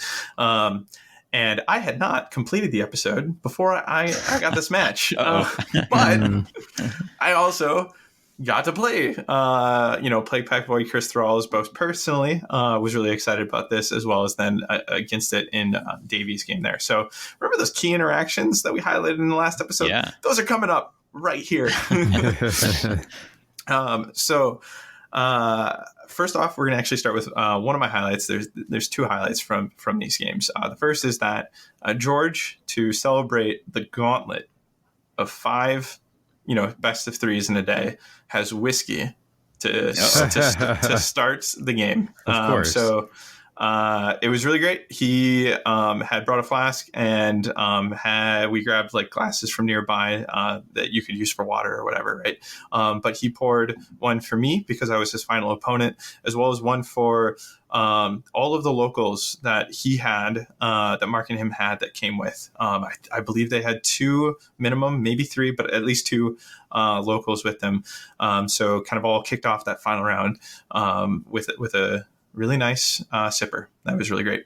Kind of shakes off the nerves going into that final one, where your brain is already kind of, I don't know if it's nerves at this point. It's kind of just like, it's more like misfiring synapses. Exactly. And this is straightening them out a little. So going into this game, I've got history behind me on both sides of the table, and I think Plague Pack is a joy. So I'm super excited to see them. I love Void Curse Thralls, super excited to see that. And I've never had the pleasure of playing George. So a lot to enjoy going into a 5th game here. And to talk about what my plan was going in, let's talk about the first mulligan. I get to see from George Reshaped Realm, Uncounted Costs, and Threatening Presence. Oh, wow. And when I saw that, I looked up at him and was like, oh, is that how this is going to be? And he chuckled and was like, uh-huh. Yep, that's how this is going to be. Okay. So what that told me was that I needed to do everything I could to avoid Reshaped Realm from scoring for him. And thinking back, I was like, you know what? If I can pull the fish off, if the fish doesn't get Void Curse by other means, and I can pull the fish off end of round 2, early round 3, and not bring the fish back, then the only thing I have to fear is Singular Reshaping. Because at this point in time, I have not realized that Singular Reshaping cannot be rewarded or awarded to the fish. So even better, because if the fish is my only surviving fighter, and the only way he has to Void Curse the fish is Singular Reshaping, it's not going to work. And the fish is just going to say, no Reshaped Realm for you. Yeah. So that is actually kind of how this round ends. So game 1 ends 16-13 in my favor. Really close game. Could be anybody's game. But in round 3, I dunk the fish into a lethal early, hold it. And I remember... because I believe I was down to like 1 or 2 fighters at this point in time. So, it's probably at the end of the second round that I'm dumping the fish. So actually not too early. So it's offering me charged out. I'm able to get the fish off the board. And I don't think it's suspicious at that point in time is kind of the point I'm trying to drive home. Mm-hmm. But I forgo a power phase. So it must have been, I think I had the dunk prepped. That's what it was. I had the dunk prepped from the previous round. And I dunk it in, and like I leave it off the board for a minute. And then we get to like his end of his third, and I put the shoal token as far away from the scramble as possible in the corner of the map. And as I placed that, he looks at me and he goes, "That's a mood." And that was that phrase from him. It was just, we both knew what was happening, and it just made me giggle because then sure enough, I'm able to just place the fish over there, and he reveals, I would have scored 4 off of Reshaped Realm, and that would have been the game, right? So that was game 1, extremely close. Game 2, and I'm sorry for not being able to fill in the details better there for such a close game, because George is an incredible player and did really well to like keep that game heated and close. Like it definitely wasn't just always in my favor. And then game 2, this game I I longboard it. So I'm actually given the choice here, and I decided to longboard it because I'm going to create only 2 spots where he can look for corruption in no one's territory, right? So the chances of him corrupting in no one's territory are really low, and the chances of like then I get to play a game of like go into his territory, kill him, and like try to pull anybody out, or ignore them, if they're running over the line into my territory. So it's kind of like a little bit of prevention and a little bit of, if they slip by, they're going to have to take time to run back. Right. And I don't believe this ends with a token in no one's territory either. So like perfect setup for me for game 2. And then this is one of those games where you have them. I think when you play, this many games in a day, this is the one game in the day where the dice just kept working for me. So this game actually ends 20-10. And I remember one of the key moments from this game is because no one's territory kind of ends up being this, when you're in a longboard, you have 2 hexes from your territory and their territory that are touching each other, and no one's territory in between. And we had a moment going into round 2 where Rubidius was in my territory just over, and he was hugging Elethane just inside of his territory, right?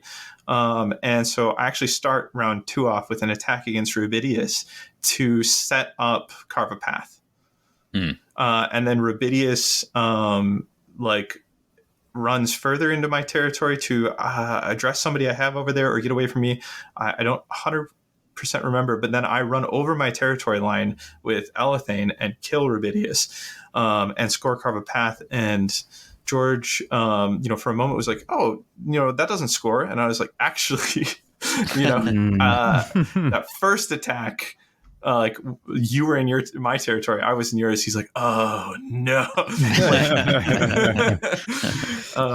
So that was kind of a little fun moment where it was just like everything's so wedged together there, and like we literally have 2 fighters hugging, in different territories and not no one's territory. So that was interesting, but a fantastic set to end the day. We were both so burnt out. 5 best of 3s is a marathon. And we were both,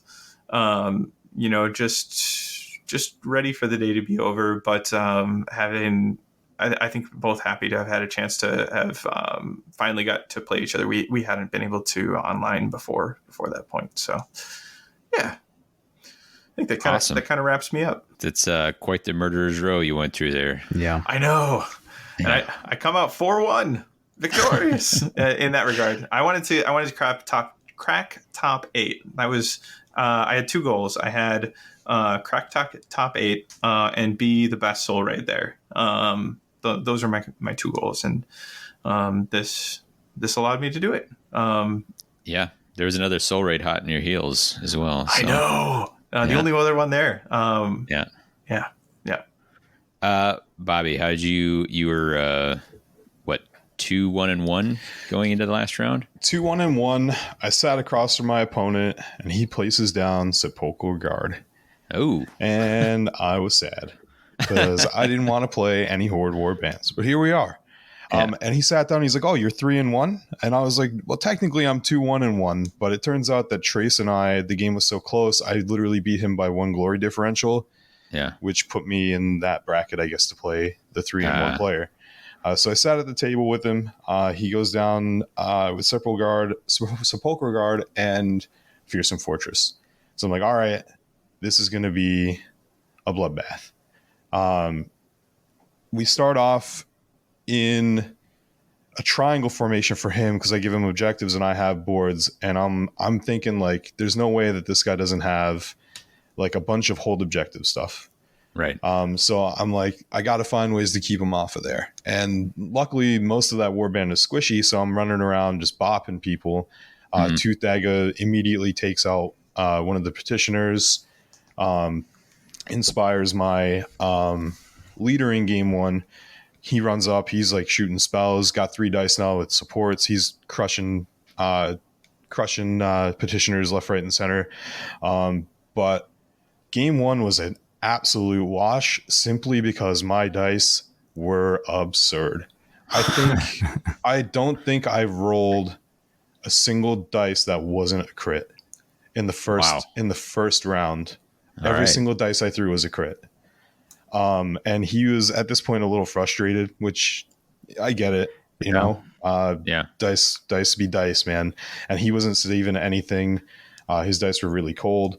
Especially after a day of games, exactly. Right? And you run into your last game and your dice are super cold while your opponents are like white hot. Like, this is easily the hottest my dice have been all day. So I felt a little bad. I was telling him I'm sorry, you know. We get to round 2 and he's like, "Hey, can we scoop? Let's just jump into round 2. I'd like to try and potentially play to get you to round 3. So I'm like, understandable. I get it. On my part, it's probably an error being my first ever tournament, my first ever, you know, convention where I don't call over a judge at this point to kind of get help scoring what I could potentially score with the scoop. And we kind of, because at this point, glory differential does matter. And this is something that I talked with the guys about after. Lessons are kind of taken away, you know, like things are learned as we go. And for the first event, I'm fine with it.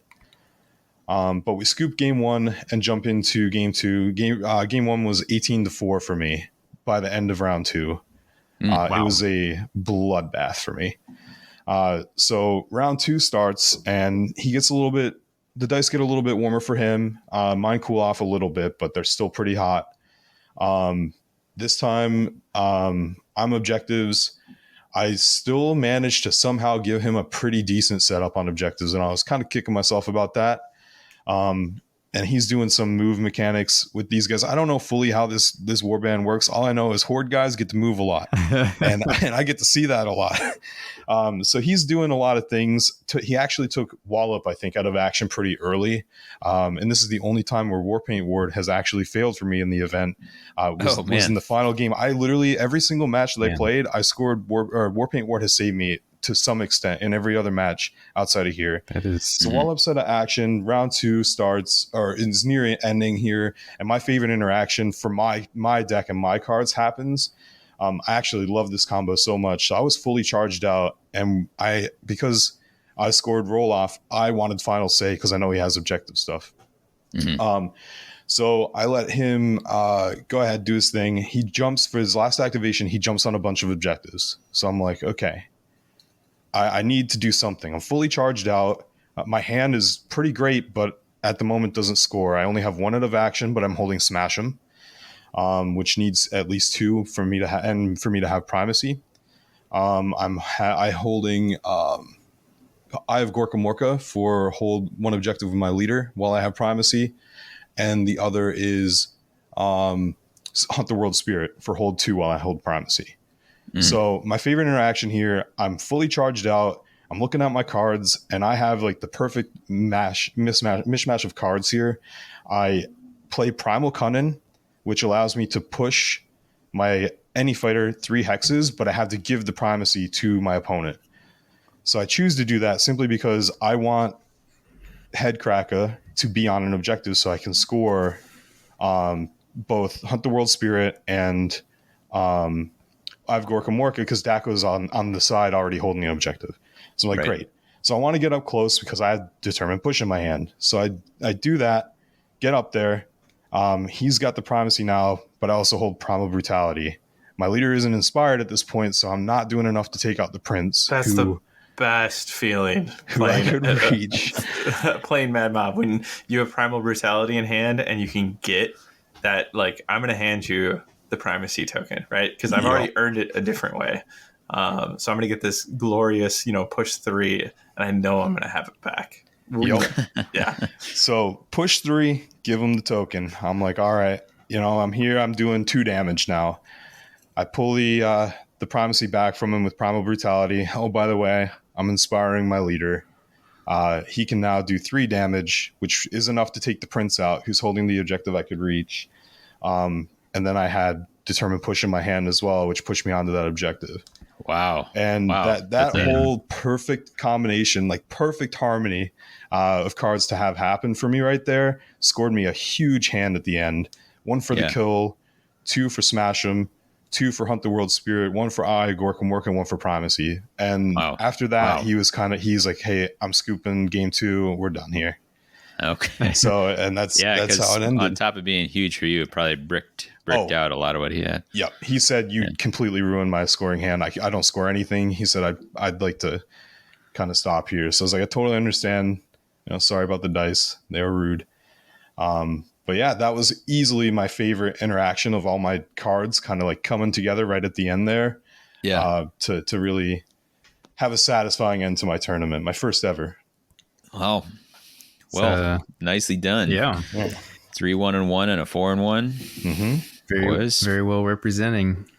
Yeah. And it sounds like, great wins and losses throughout the day. So absolutely. We actually had another person there. It was Brian. Brian couldn't be on the episode tonight. He is traveling the world even more so, but he did share some thoughts. Scott, did you want to share that? Yeah, absolutely.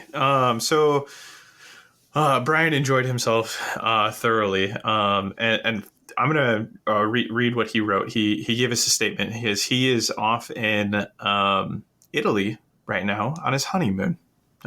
So it was funny. He went to Nova with me, and then we arrived back on Monday, Labor Day.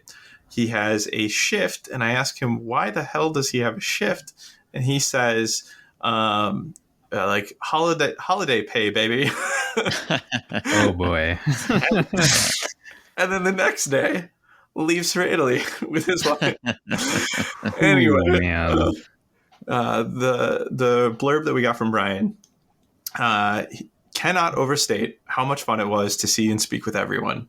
Thrilled we went and hope my wife will let me abandon her on her birthday again in the future. Oh, man. Oh, by the way, blurb halt here.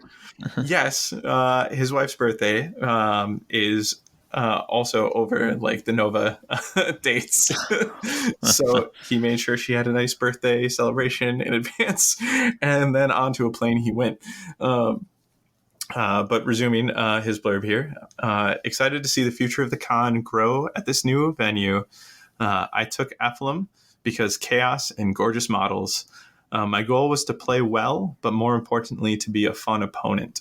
Overall, proud of my performance as an opponent. As a player, it was evident I needed practice playing faster and greater card pool comprehension to deny my opponent's objectives. So to add in there, briefly, we had both gone into Nova with lower expectations than I think Nova deserved. And that was because we just kind of always heard that it was small and that it didn't live up to Adepticon. And Brian made a message to me at one point, like, this is comparable to Adepticon. Like this holds up. It's not scaled to that size yet, but the magic is there. The events are there. GW is there. Like, it it really holds its own as an event, and both of us would strongly recommend going. We clearly both want to find a way to go again, maybe potentially next year. We'll see.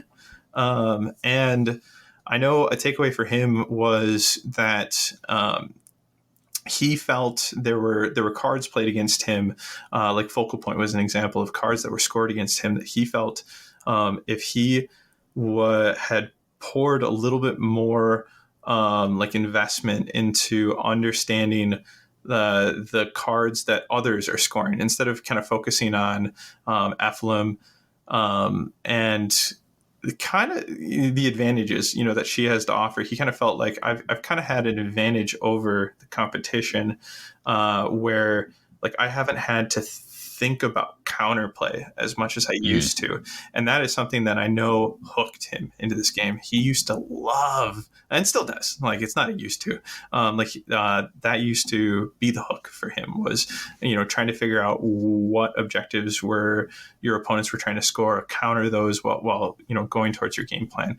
And he felt he was not as prepared going into Nova in that aspect, and was kind of sleeping on that aspect of the game.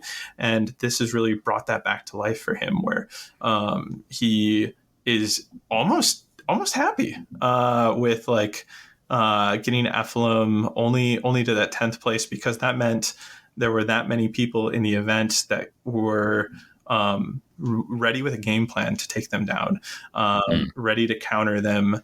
And he's like, I need to step back up to that level of play that you can really do in this game, and that I love that you can do in this game. So I love that take. Perfect. Gentlemen, any last thoughts before we wrap this episode up? There was one interaction I just wanted to highlight with with Mark. It was so funny. We were sitting down to play our games. So Mark again is Bacon Born, and somebody asked him about Gnarl Spirit Pack behind him, and I chimed in and I was like, what gives? I had to play them last round, like because I had kind of understood from the commentary that was coming his way that he had not faced Gnarl Spirit Pack yet. And he responded to both of us with, "Keep them away from me." Funny. Very enjoyable moment.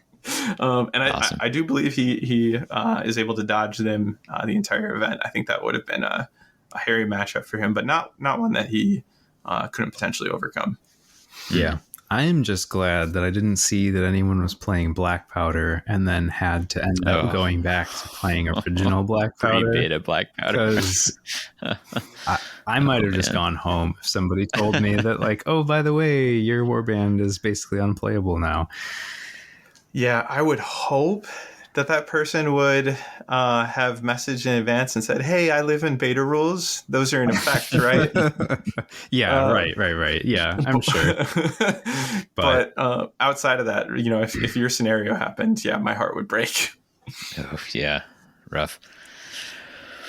Well, we cannot go on much longer because we don't want to risk putting out a longer episode about Nova than Battle Mallet, since it's their marquee thing. We got to let them own that. At the time of recording, there is not yet a Path to Glory episode, but I anticipate there will be one before too much longer. So. You can't win the event and then not talk about it, right? I don't know if that'll come as an episode or if that'll come as a article or perhaps both, but whatever they do, sounds good. You can get in touch with us on our Discord. I try to always have a link to the Discord in our show notes. You can check out further content from our network on themortalrealms.com. That can include the Underworld stuff, where we talk about new releases and such, and other back episodes. We thank the Mortal Realms Network for having us on there. And then also thanks to our patrons, and thanks to the folks who show up. I know I've said this before, but when you drop into the Discord and say you're there for Underworlds and what the hex, it warms our hearts. It's always exciting to see people coming in from that. Coming up, we are still somewhere on the horizon. We will be doing an episode about The eventual rotation, as we are presuming it may be just a half season if just Harrow Deep goes away. But we're looking for cards that you are happy to see go or sad to see go or some such. But take a look at what might be rotating out of the Harrow Deep Universals and let us know which ones had an impact on you one way or another. I do have a flavor text quiz, and I'm gonna let you guys know. So you ready for your first one here, Bobby? Oh, I am. Okay. So I'm going to give a couple clues on the way in. It is themed towards what I took to be your overall theme of this event. It is a card that is currently legal in Nemesis and Championship. It is a Gambit. All right. This is a quote attributed to nobody. Sadists and murderers will find kindred spirits in the Gnarlwood. I love that slip. In the Gnarlwood. You said this is a Gambit? It's a Gambit. Currently legal. Sadists. Yeah. I don't know that the quote is. I'm picking it more for the name than for it being all that grabbable. Your key piece here is kindred spirits, I would say. Ooh, is it from Beastbound Assault? It is from Beastbound Assault. Ooh, I narrowed it down, guys. It doesn't help me a lot. You're up. Yep, me either. I won't lie. All right, this is Blossoming Friendship is what it is. Perfect. Tip that. And on that same note, your recommended listening is from Francis and the Lights. It's Friends, a cool track with some good guest spots on there. That's going to do it for us. For What the Hex, I've been Davy. This is Phil. I've been Skyler. I've been Bobby.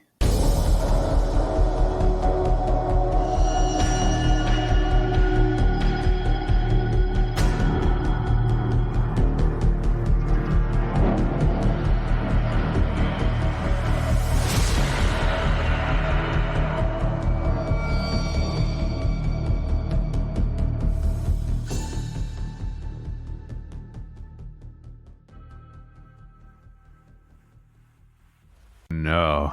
You got to save those jibes for when we're recording. Yeah. That's just lost material now. Listeners Not lost listening heart after the attacks, credit, though. just imagine. Yeah, right. Just imagine a really hilarious prank that Skyler pulled. You can fill in the blanks yourself. Hey-o. New box set, which I, for some reason, something Gorge, Death Gorge. Death Gorge. And Death it Gorge. is Death Gorgeous. All right, save it Well, for the content. Hey. Keep those beauties for the content. For the content. Save a little ammunition. All right. Yeah. All right. Oh, we haven't been recording. Just kidding. I would die. Yeah. All right, start it from the top, boys. Yep. All right. I kick can't it do back off. 2 scrapped episodes in a row. All right. R.I.P. Skyler. Oh, man. All right. I'm hitting stop.